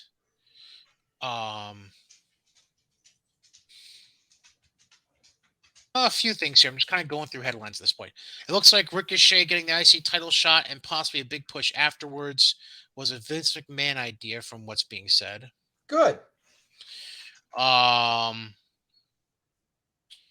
Number 2, Johnny Gargano now taking bookings. Mm-hmm. Interesting. Was that one of the things you were going to mention? No. Okay. Apparently, Johnny is now taking bookings. Let's see here. Taking independent bookings. Gave birth. All right, so he took to Twitter to write the following to announce the news. I want to be a free agent this time for a few reasons. 1, Candace and Quill. 2, the freedom to selectively pick and choose the things I want to do for a bit. That said, here's my contact for potential appearances, business inquiries, etc. My publicist / manager is ready to promptly respond to your emails. Thank you. That is going to be a very narrow window. He's not. If these people have a hard on for him going to AEW, he's not going to happen. Not going to AEW. It's going to be a very narrow window of him making a few select indie bookings and then him showing back up in WWE. Probably. Sad story here. Because of the heart issues Triple H has had over the last 12 months, looks like doctors are never going to clear him again to ever get in the ring and wrestle again. But I think he was pretty much at peace with that around even before the heart issues. I think he was at peace with being done with in-ring stuff. Right. Agreed. And then the last thing I want to bring up before we go to the 2 things you have in mind. So did you notice how Sam Roberts was like a last-minute fill-in for Caleb Braxton backstage on SmackDown Friday? Yeah. So let me pull up this actual article and open it. Oh, what a shock. Hulk Hogan just got a divorce. Lovely. Sorry. I happened to go to the main page of the site I had, and that happened to pop up as a new headline. So it was 4:30 in the afternoon. Sam said he got a phone call, and he was asked if he could be to Hershey, PA by 7:30. And then he checked his GPS to say he could be there for right at 8 o'clock. And the person said, well, we need somebody on SmackDown to do an interview. And then he asked what time the interview was. And then somebody said first hour. They said, just get in the car. He said, all right. So I don't know what happened with Kayla. I don't know if it was a travel issue. I mean, it might have been because think about it. Because that whole Thursday into Friday, that's when the Northeast was getting all that shit weather. So, and she's down in Tampa or Orlando. I can't remember. Yeah, so Florida area, yeah. So she might have had flight issues coming in because of the shit weather in the Northeast. Probably. So that'd be my assumption. But yeah, so basically Sam Roberts had less than 4 hours notice to show up and do the interview with the Usos. Which, I don't know, I thought that was kind of funny. But hey, good for him. He'd been doing some NXT pre-show stuff for a while and other things of that nature. Yeah. Occasionally doing premium live event pre-show. I got used to that phrase. At least it wasn't fucking Rosenberg. Well, Rosenberg, I don't see him being a fit as doing backstage stuff anyway. I can't fucking stand Rosenberg. And the thing is, I used to really love Sam Roberts when he was just like an interviewer, like on his own shit. But them trying to give him a heel character, like, no, stop it. Right. Just be Sam. Right. What are the 2 things you want to bring up quick? So one thing I wanted to bring up, just a little something that happened this past weekend in Pennsylvania on an indie. This my DMs have been blown up about this just because of a group chat I share with a couple of guys. There was an indie that ran in PA, standalone wrestling. They were running a show in an auction house. That I don't know how it came about, but basically this auction house has a whole lot of space, so they were like, okay, you can use the space for a wrestling show. Apparently, they drew a decent enough crowd. They travel. They're doing a spot show in Norwich, Connecticut. That in a really small fucking bar, and I don't see the whatever. The dude's probably not going to make money on that show, but there's a plethora of reasons on that. But that's besides the point. So he ran this show. So before the show, the day before, they took a picture of the setup of all the chairs in the auction house without the ring being there yet. And someone pointed out, because there's a whole bunch, because it's an auction house, so there's a whole bunch of shit hanging on the walls and shit of stuff that's going to be going, it's an auction house, like I said. And right above one of the sections of chairs was a Nazi flag.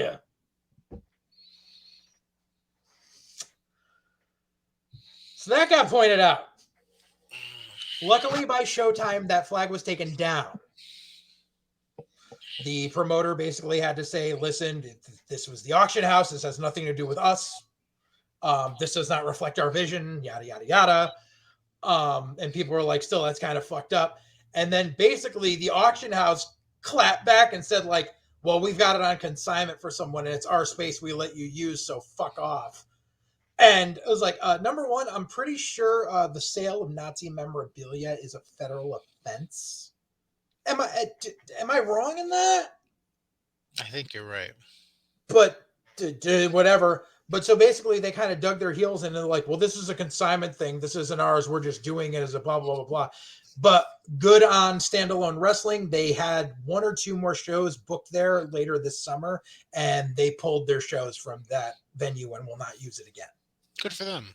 So kind of a fucked up situation where the promoter did the right thing in the end and the promoter's continuing to do the right thing. So good on you. Just wanted to give you a little bit of kudos on it. Yeah, absolutely. Number two, there's another show coming up this weekend that we haven't touched on because really there's not a lot of detail on it from the people running it. This Saturday is the first television taping for Control Your Narrative.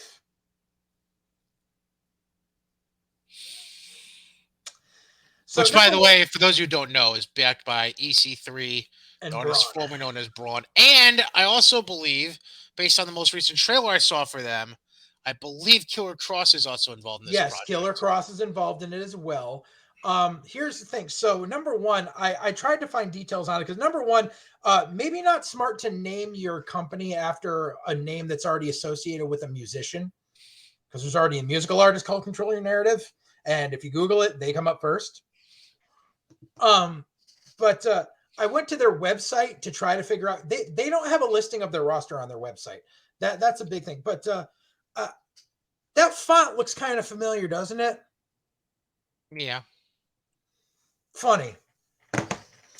But I've been trying to pull up names because I remember like someone asked Cornette about this on one of the episodes of Drive Thru, and like luckily Brian last found a list of some of the talents they say they have appearing. So mind you, they have a show, they have a quote unquote TV taping this Saturday. They have not announced any matches for it.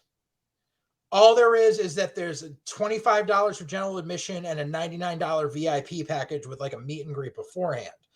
The talents that they have listed so far are obviously Braun and EC3, Jake Logan, Dutch, Bill Carr, Gentleman Jervis, formerly Jervis Cottonbelly, Weston Blake, John Schuyler, Mike Perro, who last I saw was still with MLW, but apparently not, who's actually a really good talent. Impact World Champion Moose, Impact Digital Media Champion Matt Cardona, Jamie Stanley, Matt Taven. Here's a blast from the past. Percy Watson. Wow. Who is being known as the Unknown Hand. And just recently signed as of last night. And here's where they take a nosedive straight in Assholeville. Austin Aries.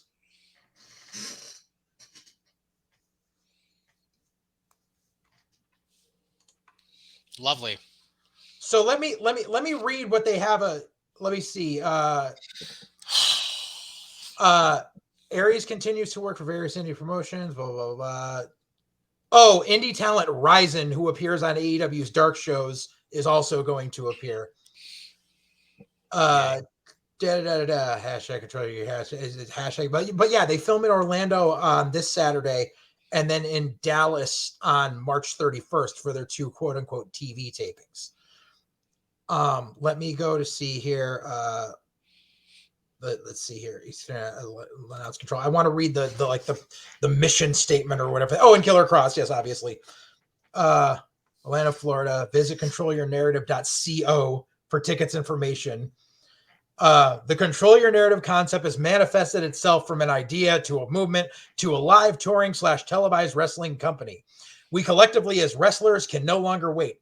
We cannot wait on companies that answer only to shareholders, companies where billionaires collect talent as toys, companies that fire their entire roster for the mistakes their office made, companies that are complacent in presentation, companies where talent sit in the back and say nothing matters. To create true change, you have to be bold. You have to bet on yourself. With CYN, talent bet on themselves. What has started as a self-produced, independently crafted concept focused on character development / wrestling through a cinematic lens. Control Your Narrative and their Free the Narrative series was created by EC3 and partner Jedediah Kajewski in April of 2020. The world was changing and everyone felt fear and anxiety. When you only have questions, there are no answers. The best therapy is to create, Kajewski said. The talent that has reached out, wanting to create with us, wanting to control their narrative, has been humbling. It's an honor to be able to help their story. One of these talent is former Universal Champion Braun Strowman, now known by his birth name, Adam Scherr. Yeah. All talent featured in CYN have asked to be part of the project. The competitors range from known and unknown, include names like Matt Cardona, Moose, John Schuyler, Matt Seidel, Marina Shafir, Weston Blake, Matt Taven, and more. Opportunity awaits for up-and-comers through CYN's Project Initiation, seminars hosted prior to their live events. In other words, let's bilk indie guys out of paying to work on our shows. Jesus, fuck. So Cross isn't on the Saturday show. He's only on the Dallas show, according to this. And okay, so I remember them saying they were going to do this big ass show in like the United Arab Emirates that some like big money Mark was paying. But here they're saying there are no deep pocketed investors wanting to use their sport simply for profit. There are no contracts or political agendas. There is only passion to create with the platform of talent to become who they are supposed to be. A lot of this going on. Yeah. Yeah. And so they keep saying it's a TV taping, but they haven't announced. And last week they were supposed to announce what this big TV deal was supposed to be all about. And so far it's still radio silence. Yep. But so you've got a show you're running that literally, like, I had to dig through fucking dirt sheets to find these little blurbs about it because there's nothing about it on your own fucking website. But supposedly, like, because they're trying to do this whole social media revolution shit. Because apparently they've got like a YouTube series because they think that they think because fucking Being the Elite became this fucking indie circle jerk show that that EC3 can do the same thing. No. Number one, the Young Bucks suck balls. We already know this. But number two, like you like, no, like, dude, you're still clinging to a name associated with a dead company. Like you're Derek Bateman. You always will be. Like the only reason you ever got a pop in WWE in your original run was because they paired you with Danielson and you fucked that up. And then when you came back as an indie darling as EC3 and you got the pop at fucking Full Sail because it was Florida and because most of those people went to Impact tapings anyway. But then you did nothing. And then they gave you a main roster spot and you did nothing. Why? Because you're fucking boring. And Braun's just along for the ride to get money out of this. I know that. Adam Scherr's just laughing his way to the bank. But because they did that when they did the Control Your Narrative quote unquote invasion at ROH, which what's that going to entail? Like, because ROH hasn't mentioned anything about it as far as when they come back. Mm-hmm.